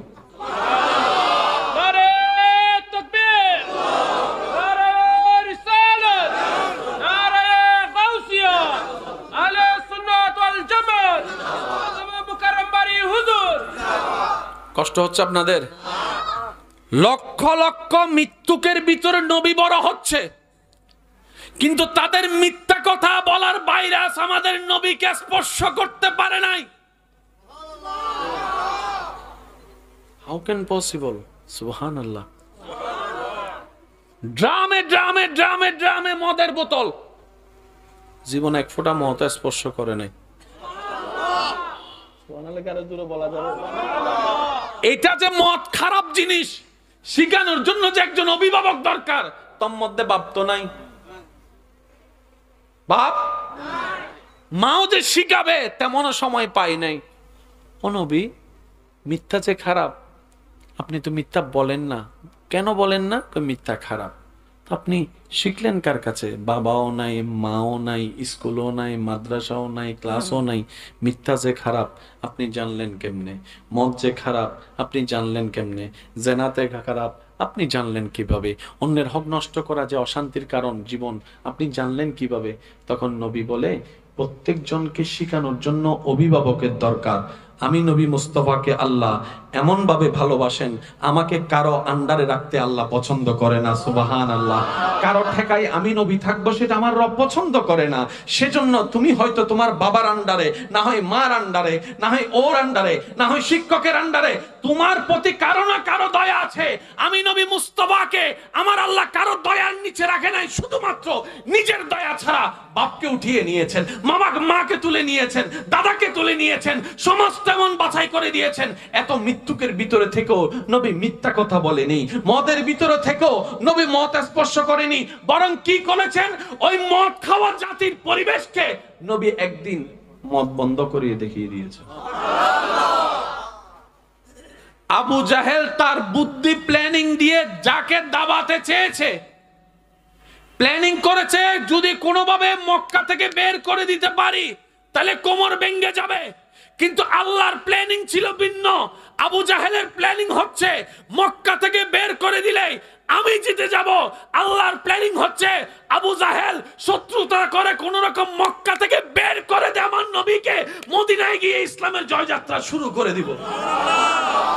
সেজন্য কখনো যদি দেখেন আপনার দুশমনরা আপনাকে কোমর ভাঙ্গার প্ল্যানিং এ নামছে, আপনি মনে করবেন যে আপনার উঠার টাইম আসছে। সুবহানাল্লাহ। এখনো হয় না। আমি সবাইকে শ্রদ্ধার সাথে বলছি, মাথা গরম করেন না, কথার উত্তর কথা দিয়ে দিয়েন না, হাত থাকলে ঘুষি মেরে দিয়েন না। মনে রাখবেন, যখন দেখবেন আপনাকে নামানে ওয়ালা বেড়ে গিয়েছে, বুঝবেন আপনাকে আল্লাহ তুলতে যাচ্ছেন। যখনই দেখবেন আপনার জীবন অশান্তি করনেওয়ালা বেড়ে গিয়েছে, বুঝার চেষ্টা করবেন আল্লাহ আপনাকে শান্তি দিতে চাচ্ছে। কারণ ইউসুফ নবীর সেই বাদশাহীর ঘটনা সবাই জানে। মনে রাখবেন, মাঝখানে যদি জেলের ঘটনা না আসতো, বাদশাহীর সিংহাসন আসতো না, কূপে পড়া যদি না আসতো, সিংহাসনের রাজমহল আসতো না, আসতো না, আসতো না। মূসা নবী কথা বলার মধ্যে জড়তা ছিল, সবারই জানা। আল্লাহ তাআলা বলে, মূসা, আমার দেওয়া সেই জড়তাকে তুমি আপন করে নিয়েছো, আসো। আমি আল্লাহ কাউকে যে সুযোগ দিনে আজকে তোমাকে দিব, আমি আল্লাহ সরাসরি তোমার সাথে কথা বলবো, তোমাকে কলিমুল্লাহ বানাই দিব। সেজন্য মাথা সবসময় রিল্যাক্স লাগবেন। কেউ আপনার নামে বদনাম করছে, মনে করবেন যে আল্লাহ আপনাকে নিয়ামত দিতে চাচ্ছে। আল্লাহ যাকেই নিয়ামত দিতে চায় কষ্ট বাড়ায় দেয়। সুবহানাল্লাহ। জোরে বলেন, আর একটু জোরে বলেন। যদি দেখেন কষ্ট বেড়ে গিয়েছে, নিয়ামত সন্নিকটে, কিন্তু টাইমটা যেন আমরা নির্ধারণ না করি। 5 বছর তো ধৈর্য ধরছি, 10 বছর তো ধৈর্য ধরছি, কই কি পাইলাম, এই কথা যেন আমরা না বলি। আমরা শুধু এতটুকু বলবো, আমার আল্লাহ যখন উত্তম সময় আসবে আমার, তখনই আমাকে দান করবেন। মনে রাখবেন, পাওয়ার চাইতে বড় চ্যালেঞ্জ কি জানেন? ধরে রেখে যত্ন নেওয়া। আর আমরা গাদারা তো এমন গাদা, নিয়ামত পেয়ে ধরে রাখতে জানি না। তার বাস্তব প্রমাণ কি জানেন? মায়ের চাইতে বড় নিয়ামত নাই, বাবার চাইতে বড় নিয়ামত নাই। সে মা বাপকে আমরা ধরে রাখতে জানি না, তো আমরা আর কি ধরে রাখবো? ওই নিয়ামত তো দেখা যায় না, দেখা যায় না, কিন্তু মার চেহারা তো দেখা যায়, বাবার চেহারা তো দেখা যায়। ওই মা বাবাকে সন্তুষ্টি রাখতে পারি না আমরা, আমরা কি আর নিয়ামত নিব? সেজন্য মনে রাখবেন, আল্লাহ দেয় না নয়, আমরা নেওয়ার যোগ্য নই। আশা করি আপনারাও আমার সাথে একমত হবেন। আল্লাহ দেন না নয়, আসলে নিয়ামত নেওয়ার যোগ্য আমরা নই। সেজন্য আল্লাহর কাছে সবসময় দুইটা জিনিস সবসময় সাথে রাখবেন। একটা হচ্ছে সর্বাবস্থায় ধৈর্য, আর একটা হচ্ছে সর্বাবস্থায় শুকরিয়া। শুকরিয়া করতে থাকবেন, নিয়ামত বাড়তে থাকবে। সুবহানাল্লাহ। ধৈর্য ধরতে থাকবেন, আল্লাহর প্রিয় হতে থাকবেন। ধৈর্যই আপনাকে আল্লাহর কাছে নিয়ে যাবে, শুকরিয়াই আপনাকে নিয়ামত বাড়িয়ে দিবে। এবার আপনি বলবেন, আমি 30টা বছর শুকরিয়া আদায় করছি, কই আমার ঘরের ছাদটা তো পাকা তো হয় নাই। আমি 30টা বছর শুকরিয়া আদায় করছি, কই আমার ঘরের চুলাটা তো মাটির চুলা থেকে গ্যাসের চুলা হয় নাই। আল্লাহ কি দিল আমাকে? শ্রদ্ধার সাথে আমরা বলবো, আমাদের পাওয়া আল্লাহর দেওয়া এক কথা নয়। এবার আপনি বলেন, এই 30টা বছর আপনি রাত্রের ঘুমটা কেমন হয়েছে? তখন আপনি বলবেন, না ঘুমটা অনেক ভালো ছিল, গরমকালে এসি ছিল না কিন্তু ঘুমটা ভালো ছিল। সুবহানাল্লাহ। শীতের কালে তেমন ভালো কম্বল ছিল না কিন্তু ঘুমটা ভালো ছিল। কেমন ভালো? সকালে যখনই উঠেছি রিফ্রেশ একটা ভাব আমি অনুভব করেছি, টেনশনটা ফ্রি পেয়েছি। এগুলো আল্লাহর নিয়ামত নয় তো আর কি? আল্লাহর নিয়ামত মানে 10তলা বিল্ডিং নয়। আল্লাহর নিয়ামত মানে এখানে একটু দয়ার শান্তি। আমি জানি না আপনারা আমার সাথে একমত হবেন কিনা। অনেক সময় দেখবেন অকারণে মন খুশি হয়ে যায়, কোনো কারণ নেই কিন্তু মন খুশি খুশি লাগে। মনে রাখবেন, তখন আল্লাহ পাক আপনার দিলের দিকে রহমতের নজর দিয়ে তাকিয়েছেন। আচ্ছা, এখানে আপনাদের হয় কিনা জানেন, একটু হলে উত্তর দিবেন, না হয় যদি কষ্ট হয় উত্তর দেওয়ার দরকার নেই। আমার ভাইজান এসেছে, আমি দীর্ঘায়ু করব না। অনেক সময় এই চিন্তাটা আসে কিনা দেখেন তো, কালকে থেকেই ভালো হয়ে যাব, কালকে থেকেই নামাজ ধরবো, কালকে থেকেই নামাজ পড়বো, অ্যালার্ম ট্যালার্ম সেট করে ফজরের জন্য। হয় এই জিনিসটা হয় না? কালকে থেকে আমি আর রাগারাগি করব না, কালকে থেকে আমি এই নেশা জাতীয় কিছু খাবো না, কালকে থেকে আমি ভালো হয়ে যাব। হয়? এতদিন হয় না, এখন হলো কেন? মনে রাখবেন, যখনই এমন হয় তখন বুঝে নেবেন আল্লাহ আপনাকে রহমতের দিকে ডাকতেছে। আমরা বোকারা কি করি জানেন? কালকে থেকে বলে সব শেষ করে দিই। যদি আমরা কালকে থেকে না বলে বলতাম এখন থেকে, কাম হয়ে যেত। কান্না করা হয়, শুকরিয়ার অবকাশ সেখানে থাকে না। আর বুদ্ধিমান কারা জানেন? ফেল করলো যারা বলে, নিশ্চয়ই এখানের ভিতরও আল্লাহর কিছু মর্জি আছে। সুবহানাল্লাহ। কারণ চট্টগ্রামের মানুষ তো এমনও কিছু মানুষ সম্পর্কে জানে যারা জীবনে 100 টাকার বেতনের চাকরি করত, আজকে হাজার হাজার কোটি টাকার মালিক হয়েছে। কে জানতো 100 টাকার বেতনওয়ালার কর্মী আজকে লক্ষ লক্ষ থাকবে? কে জানতো? হয়তো ওনার সেই করাটা, বলাটা, ধৈর্য ধরাটা, শুকরিয়া করাটা ওই রবের পছন্দ হয়েছে, যিনি কুন বললেই ফায়াকুন হয়ে যায়, যিনি ইন্নাল্লাহ আলা কুল্লি শাইইন কাদিরের অধিকারী, যিনি হ বললে দিন রাত হয়ে যায়, গরিব ধনী হয়ে যায়। সেজন্য টেনশনের কোনো দরকারই নেই। একটা কথা মানে, মুসলমান যারা তাদের টেনশনই নেই। মুসলমান যারা তাদের কোনো টেনশন নাই। আরে যার রব রহমান, যার নবী রহমাতুল্লিল আলামিন, তো টেনশন করার তো কিছু নাই। তো টেনশন হয় কেন? আমাদের বুঝার কমতির কারণ। এবার আপনি বলবেন যে ভাই দেওয়ার কথা তো আপনি বললেন, আল্লাহকে খুশি করতে গেলে দিতে হয়, দেওয়ার জন্য তো আমার কাছে নাই। আমি বলবো ভাই শ্রদ্ধার সাথে, দেওয়া মানে সবসময় এটা মনে করেন কেন? আল্লাহ শুধু এটা দিলে খুশি হয় না তো। আপনার কাছে যদি এটা দেওয়ার সামর্থ্য না থাকে, কেউ একজন পথ হারিয়ে ফেলেছে, তাকে রাস্তাটা দেখাই দেন। সুবহানাল্লাহ বলেন না? কেউ একজন রাস্তা চিনছে না, আপনি কষ্ট করে 2টা সেকেন্ড ব্যয় করে তাকে রাস্তাটা দেখিয়ে দেন, এটাও একটা দেওয়ার অংশ। কারোর সাথে আপনি একটু সুন্দর করে কথা বলেন, এটাও দেওয়ার অংশ। কিচ্ছু যদি দিতে না পারেন, একটা হাসি দিয়ে কথা বলতে পারবেন তো, ওই হাসি দিয়ে কথা বলেন, এটাও সদকায়ে জারিয়ার অংশ হয়ে যাবে। ধর্মের কাজ হচ্ছে অশান্ত মানুষকে শান্তি করা, ধর্মের কাজ হচ্ছে অভদ্রকে ভদ্র বানানো, ধর্মের কাজ হচ্ছে নেশাখোরকে নেশা মুক্ত করা, ধর্মের কাজ হচ্ছে বেয়াদবকে আদবওয়ালা বানানো, ধর্মের কাজ হচ্ছে অন্ধকারকে আলো দেখানো, ধর্মের কাজ হচ্ছে ক্ষুধার্তকে খানা খাওয়ানো, ধর্মের কাজ হচ্ছে তৃষ্ণার্তকে পানি পান করানো, ধর্মের কাজ হচ্ছে অভাবীদেরকে সবল করা, ধর্মের কাজ হচ্ছে গর্তে পড়ে যাওয়া আল্লাহর বান্দাকে কষ্ট করে গর্ত থেকে টেনে বের করা। এই নিয়মে যদি ধর্মটাকে পালন করতে পারতাম, আজকে ভাঙ্গা গড় প্রসাদের প্রশান্তি হতো। তখন তিনি ওনার মতো করে প্ল্যানিং করবেন। প্রস্তুতির তো একটা সময়ের বিষয়, যেটা বলেন না, প্রস্তুতির একটা সময়ের বিষয় আছে। উনি যে আপনাকে দিবে, দেওয়ার জন্য ওনাকে তো একটু কোমর শক্ত করতে হবে, কথা বলেন ঠিক কিনা? তো সেজন্য অনুরোধ রেখে গিয়ে বললাম, অনুরোধ রাখলাম যে এরকম কখনো যদি প্রয়োজন হয় কিছু আপনার ওই প্রবাসী ভাইদের থেকে, তখন আপনি ওনাকে পরামর্শমূলক বলবেন, শ্রদ্ধা এবং সম্মানের সাথে, মায়া করে, মোহাব্বত করে। দেখবেন উনি ঠিকই আপনাকে সেই ব্যবস্থাটা করে দিবেন, যতই কষ্ট হোক। গুনাহগার আলাদা, বেয়াদব আলাদা। গুনাহগারের মাফ আছে, বেয়াদবের মাফ নাই। একজন বান্দা দেখান যার গুনাহ নাই, উঠতে গুনাহ, বসতে গুনাহ, চাইতে গুনাহ, বলতে গুনাহ, ঘরে গুনাহ, বাইরে গুনাহ, ইচ্ছাই গুনাহ, অনিচ্ছায়ও গুনাহ। আর গুনাহগারদের জন্য আল্লাহ পাক বলছেন, লা তাকনাতু মির রাহমাতিল্লাহ, বান্দারে ভুল হবে তোর, সেটা আমি আগে থেকেই জানি। তাই তো আমি রব তোকে বাঁচার জন্য, তোকে বাঁচানোর জন্য তওবার রাস্তাটা খুলে দিয়েছি। বান্দা তোর বুঝতে বলতে হবে গুনাহ, এটা আমার জানা, কিন্তু আমি চাই না তুই গুনার আসামি হয়ে জাহান্নামে জ্বল। তাই আমি তওবার একটা রাস্তা খুলে রাখলাম, যেই গুনার কাগজে তোকে জাহান্নামে নিবে, সেই গুনার কাগজ তুই ছিঁড়ার ক্ষমতা তোর কাছে নাই, কারণ সেটা তো এখানের ভিতরে। তুই চাইলে ধরতেও পারবি না, নিতেও পারবি না, গোশা খাওয়াইতে পারবি না। তাই তুই আমাকে বল, আমার কাছে স্মরণ কর, আমার দিকে আয়, আমাকে ডাক, আমাকে রাজি কর। আমি যদি একবার বলি,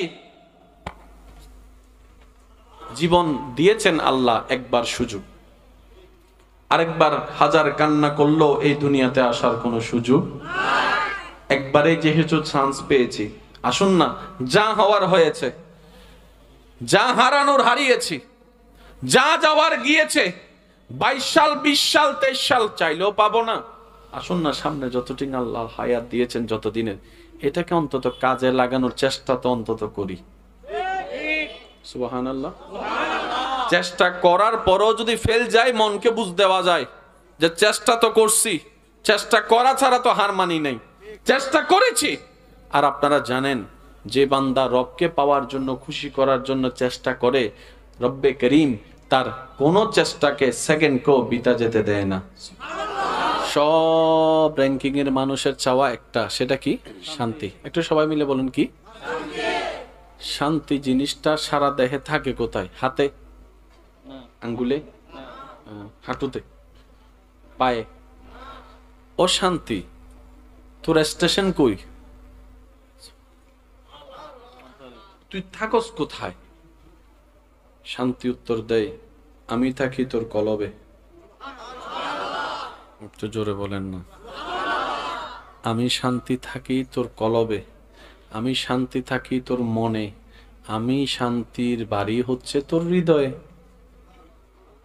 তাহলে শান্তি আমাদের চাওয়া, বাড়ি তার, স্টেশন তার, কলব, হৃদয়, হার্ট, যেটাই বলি মনের। তো মন যদি শান্তি করতে হয়, তো শান্তি পাওয়া যায়। মন শান্তি না হলে তো শান্তি পাওয়া সম্ভব।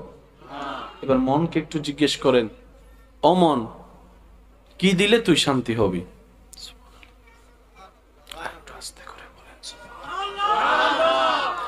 আমার শান্তি লাগবে, কারণ আমি সারা দিন গাদার মতো পরিশ্রম করে ঘরে আইসা ঘরের মানুষের কাছে শান্তি পাই না। আছে না নাই? জোরে বলেন, আছে না নাই? পরিবার চালানোর জন্য নিজের দেশের মায়া ত্যাগ করে অনেক ভাইয়েরা প্রবাসে চলে যাচ্ছে। যে ছেলেটা এক গ্লাস পানি তুলে পর্যন্ত খাই নাই, মারে বলছে, সেই ছেলেটা আজকে প্রবাসের মধ্যে গিয়ে বড় বড় বস্তা কাঁধের উপর তুলতেছে। আফসোস আমাদের জন্য, অনেক ক্ষেত্রে আমরা অনেকেই প্রবাসীদেরকে টাকার মেশিন মনে করি। গেছে মানে প্রবাসী, বিদেশ মানে তার কোনো টাকার অভাব। এক একজন এক একটা শুধু অর্ডার দিতে আছে, ভাই আইফোন, ভাই কসমেটিক, ভাই এটা, ভাই সেটা। আশা যতটুক সহজ, পাওয়া যতটুক সহজ, অর্জন করা তো কিন্তু তার চাইতে কঠিন। তা আমি অনুরোধ রাখবো, এই এলাকায় যদি কারো পরিবারের কেউ প্রবাসে থাকে, ওই প্রবাসী ভাইয়ের সাথে, স্বামীর সাথে, বাবার সাথে ঝগড়া করেন না। উনি আমাদেরকে দেওয়ার জন্যই তো ওইখানে গিয়েছেন। তো না দেওয়ার যদি মন থাকতো, উনি তো ঘরেই বসে থাকতো। তো উনি যেহেতু দেওয়ার জন্যই গিয়েছেন, তার মানে পেলে কখনো রেখে দিবে না। সুবহানাল্লাহ বলে আমরা নাপাক জবান দিয়ে আল্লাহর পবিত্রতার বর্ণনা করি। সুবহানাল্লাহ বলে আমরা পাপী নাপাক মানুষ আল্লাহর পবিত্রতার বর্ণনা দিচ্ছি।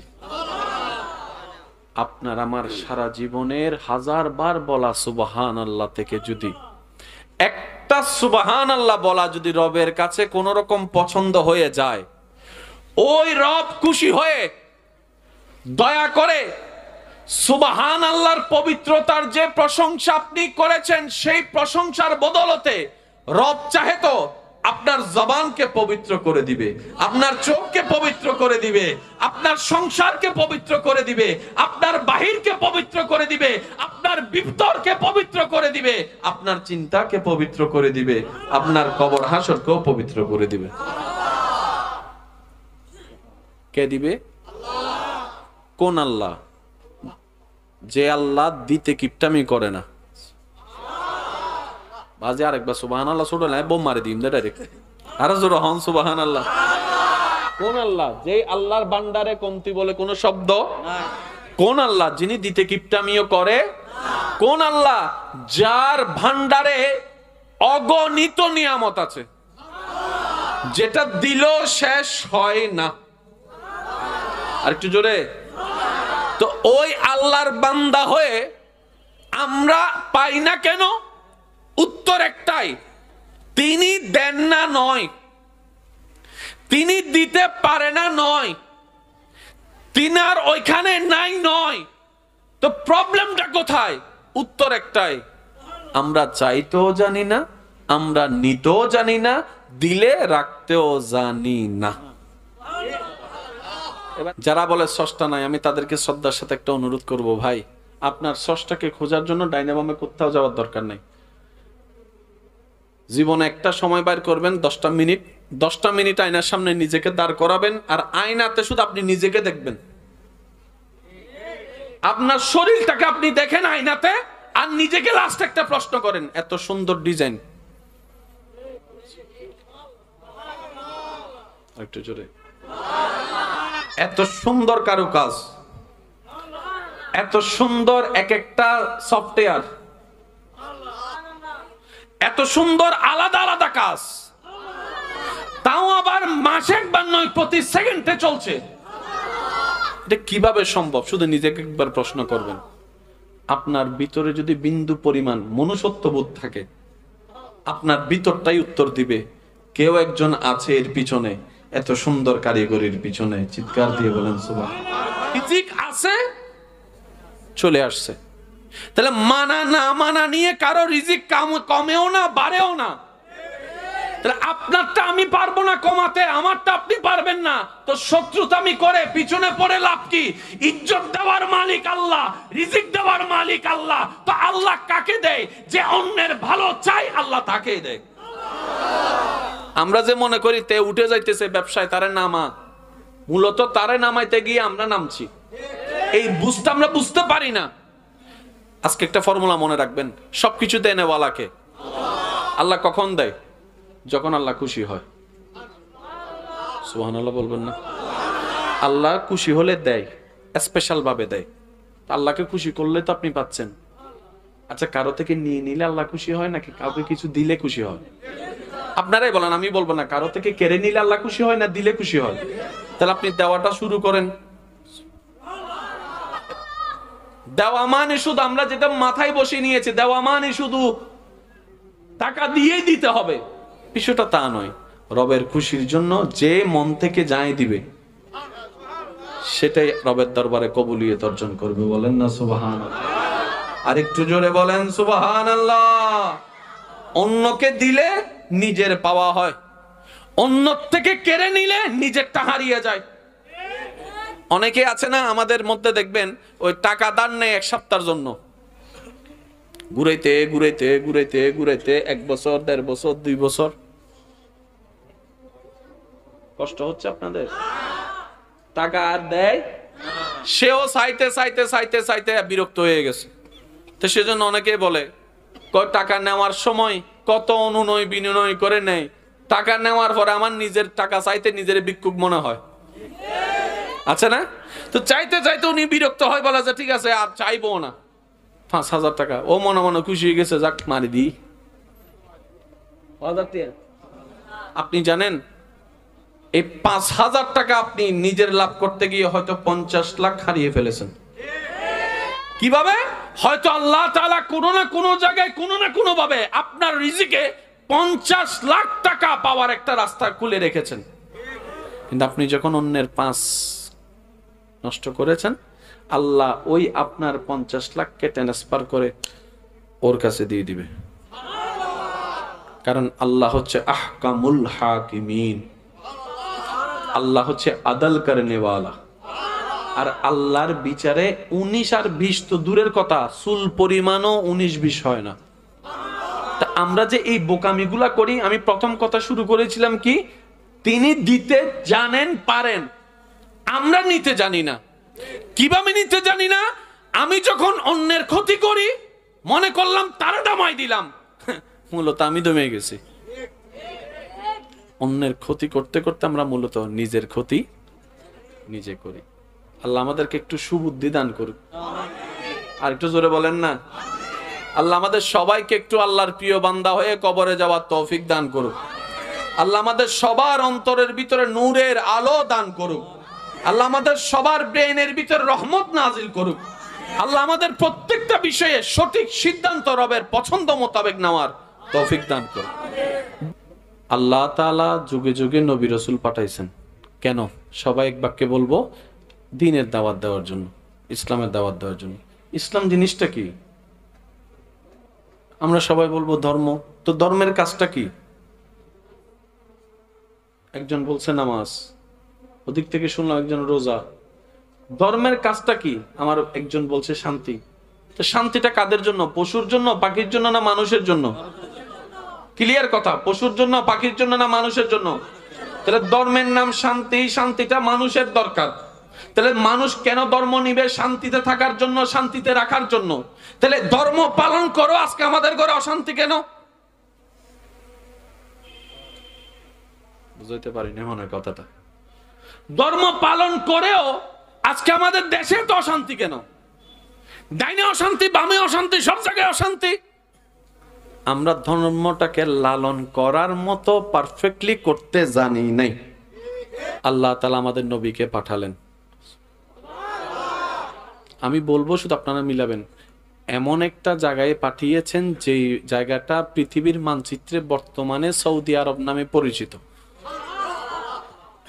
এতগুলা মহাদেশ দেশ থাকতে আল্লাহ আমাদের নবীকে সৌদি আরব পাঠালেন কেন? মানে বর্তমান সৌদি আরব, জাজিরাতুল আরবে কেন পাঠালেন? বাবার চেষ্টা কখনো করি নাই। এত বড় জাজিরাতুল আরবের ভিতরে আল্লাহ আমাদের নবীকে পাঠানোর জন্য একটা শহর বাছাই করেছেন, শহরের নাম মক্কা। মক্কার ভিতরে এতগুলা গোত্রের ভিতরে আল্লাহ আমাদের নবীকে পাঠানোর জন্য একটা গোত্র বাছাই করলেন। গোত্রের নাম কুরাইশ। গোত্রের নাম কুরাইশের ভিতরে এতগুলা পরিবার আল্লাহ আমাদের নবীকে পাঠানোর জন্য বাছাই করলেন। হাশিম। হাশিমের এতগুলা পরিবারের ভিতরে আল্লাহ আমাদের নবীকে পাঠানোর জন্য বাছাই করলেন আব্দুল মুত্তালিব। আব্দুল মুত্তালিবের ভিতরে আল্লাহ আমাদের নবীকে পাঠানোর জন্য বাছাই করলেন আব্দুল্লাহ। কখনো নেই। এবার আসুন, আল্লাহ তাআলা নিজের হাবিব নবীকে পাঠাচ্ছেন পৃথিবীতে। আমি এখন বলতে যাব, শুধু আপনারা সুবহান আল্লাহ দিয়ে নিজের জবানটাকে পবিত্র করার চেষ্টা করবেন। জোরে বলেন সুবহান আল্লাহ, আরে জোরে। আল্লাহ নিজের হাবিবকে পৃথিবীতে পাঠানোর সিদ্ধান্ত নিয়েছেন। কোথায়? পৃথিবীতে। এতগুলা দেশ আল্লাহ পাক বলছেন আমি জাজিরাতুল আরবকে বাছাই করলাম। আল্লাহ জাজিরাতুল আরবে তো অনেক জায়গা, কোন গ্রাম? বলে যে মক্কাকে বাছাই করলাম। আল্লাহ মক্কার মধ্যে তো অনেকগুলা গোত্র, কোন গোত্র বাছাই করলাম? রব বলে যে কুরাইশ। কুরাইশের মধ্যে তো অনেক পরিবার, কোনটাকে? বলে যে আব্দুল মুত্তালিব। আল্লাহ আব্দুল মুত্তালিবের মধ্যে কার ওইখানে? বলে যে আব্দুল্লাহর ঘরে। সুবহানাল্লাহ জোরে বলবেন। নবী যখন আসতেছেন দুনিয়ায়, সেই ট্রামে, সেই সময়ে, সেই সালে সবচাইতে স্ট্যান্ডার্ড জায়গা ছিল রোম। কথা বলেন না? সবচাইতে জায়গা পড়ালেখা সবকিছু মিলে স্ট্যান্ডার্ড ছিল রোম। তা আল্লাহ নিজের বন্ধুকে স্ট্যান্ডার্ড জায়গায় না পাঠিয়ে এমন একটা পরিবেশে পাঠাচ্ছেন যেখানে নিজ বাবারা মেয়েদেরকে, কন্যা সন্তানকে জীবিত কবর দিত, বুক কাঁপতো না, সে জায়গায় পাঠাচ্ছে।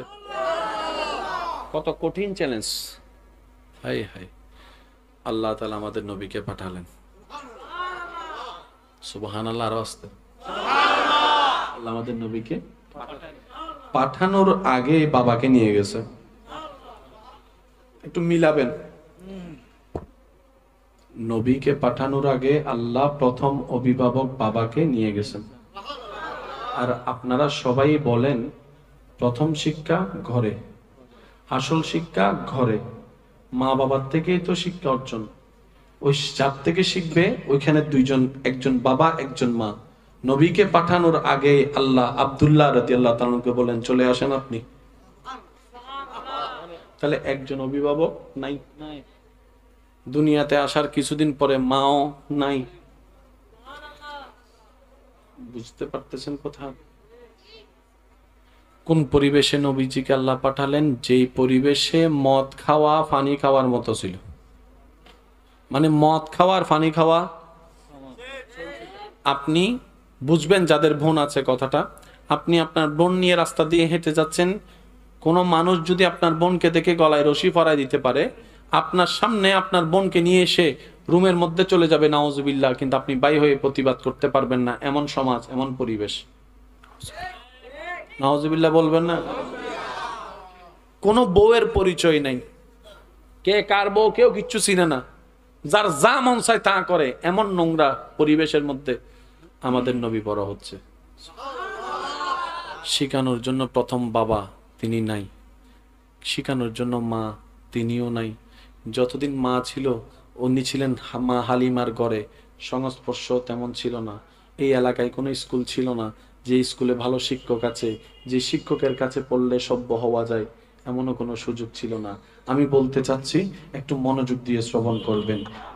মিথ্যা স্পর্শ করতে, মত স্পর্শ করতে। এবার নবী বড় হচ্ছে, আমি সবার একটু মনোযোগ চাইবো। 2 বছর, 4 বছর, 8 বছর, 10 বছর, 12 বছর, 14 বছর, 16 বছর, 18 বছর। নবীকে পাঠালেন কে? কিসের প্রচার করতে? দিনের প্রচার, কালিমার প্রচার, একাত্মবাদের প্রচার। 14 বছর হয়ে গিয়েছে। নবী বলে আল্লাহ আমার ডিউটি যেটা সেটা একটু শুরু করি। আল্লাহ পাক বলে এখন না, সময় হোক। কেমনে বুঝাতাম আপনাদেরকে? ইসলাম যে কত চমৎকার একটা ধর্ম, আল্লাহ যে সবকিছু কত নিট এন্ড ক্লিন করেছেন, সব জামিল আমাদের বুঝার মধ্যে। ওলামায়ে কেরাম মওজুদ আছেন, দোয়া নিয়ে বলতে চাই, প্রত্যেকটা নবীর মিশন ছিল কালিমার দাওয়াত। এটা যেমন সত্য, প্রত্যেকটা নবীকে আল্লাহ নির্দিষ্ট এরিয়া করে দিয়েছেন। যেমন মুসা নবীকে বলা হয় বনি ইসরাইলের নবী। আমরা কি বনি ইসরাইল? তার মানে ওনার আমাদের উপর কোনো দায়িত্ব নাই। মুসা নবীকে আল্লাহ হায়াত দিয়েছেন, সময় দিয়েছেন, জায়গা দিয়েছেন নির্দিষ্ট, এই এরিয়াটা তোমার, এখানে দিন প্রচার করো। সুবহানাল্লাহ বলবেন না? হযরত নূহ আলাইহিস সালামকে আল্লাহ তাআলা হায়াত দিয়েছেন শত শত শত শত বছর। বুঝার জন্য বলা, আল্লাহ নূহ আলাইহিস সালামকে বলে, ও নূহ, তোমাকে আমি দিন প্রচারের দায়িত্ব দিলাম চট্টগ্রামে, ঢাকার চিন্তা তোমার করা লাগবে না, তুমি চট্টগ্রামের দায়িত্ব পালন করো। তো আল্লাহ এই চট্টগ্রামে ইসলাম প্রচার করতে আমাকে কতটুকু হায়াত দিয়েছো? আল্লাহ পাক বলে যে 900 বছর তোমার হায়াত দিলাম, যাও।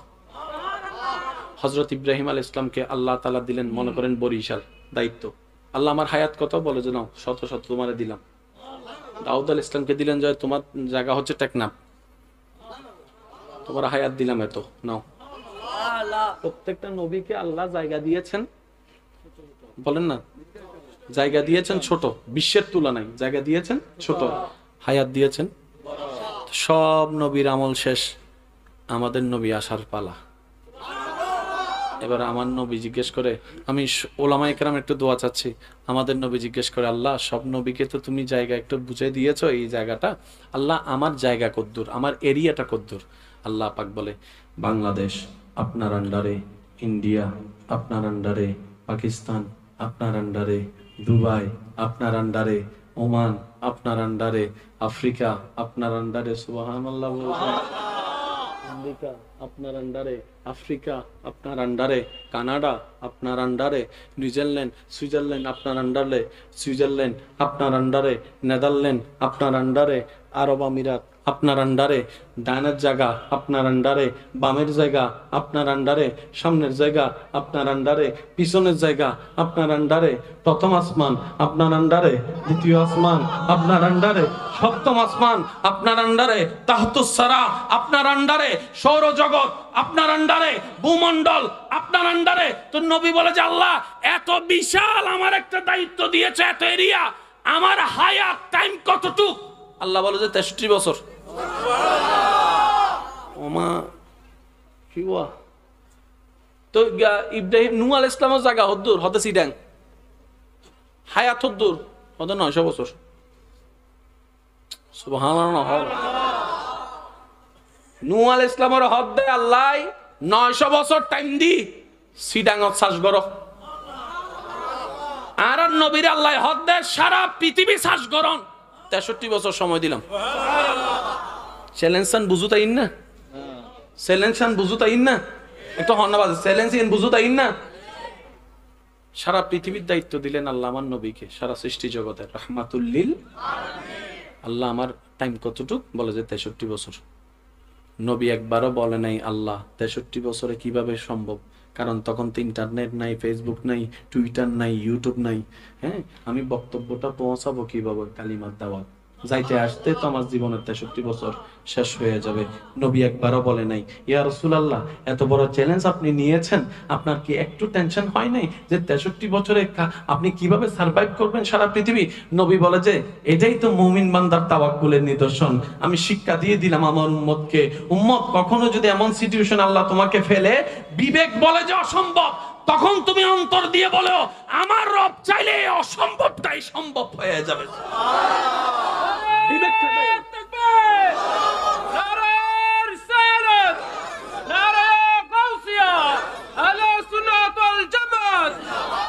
উচ্চ আওয়াজে বলেন না সুবহানাল্লাহ।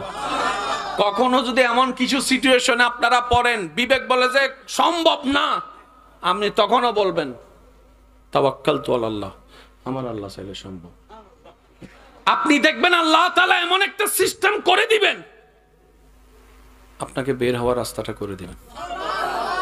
এই জীবনে আজ পর্যন্ত কম বেশি সবার বিপদ আসছে কি আসে নাই? টাকার সমস্যা আসছে কি আসে নাই? ওই সমস্যা থাকলে এখন পর্যন্ত আমরা থাকতে পারতাম? কোনো না কোনো ভাবে আল্লাহ আমাদের উদ্ধার করে নিয়েছে, দিয়েছেন দায়িত্ব সারা বিশ্বের। সময় দিয়েছে মাত্র, অঙ্কটা আপনাদেরকে একটু বলতে হবে, সময় দিয়েছেন মাত্র। এবার 63 বছরের নবীর বয়স 2 বছর, 4 বছর, 6 বছর, 8 বছর, 10 বছর। নবী বলে যে আল্লাহ এবার শুরু করি। আল্লাহ বলে যে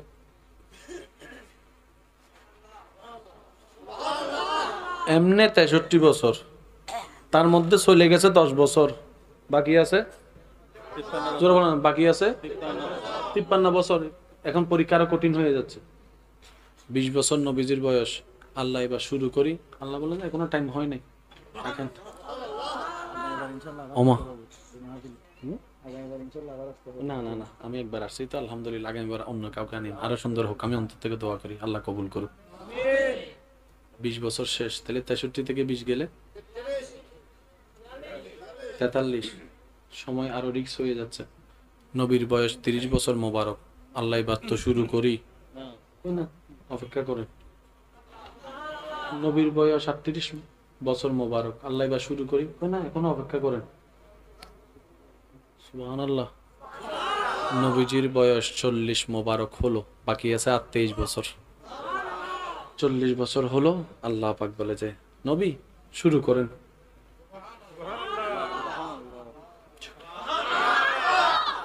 কোথায় 900 950 বছর ওয়ালা, কোথায় 63 বছর ওয়ালা, কোথায় 63 বছরের পরিশ্রম, কোথায় মাত্র 23 বছর।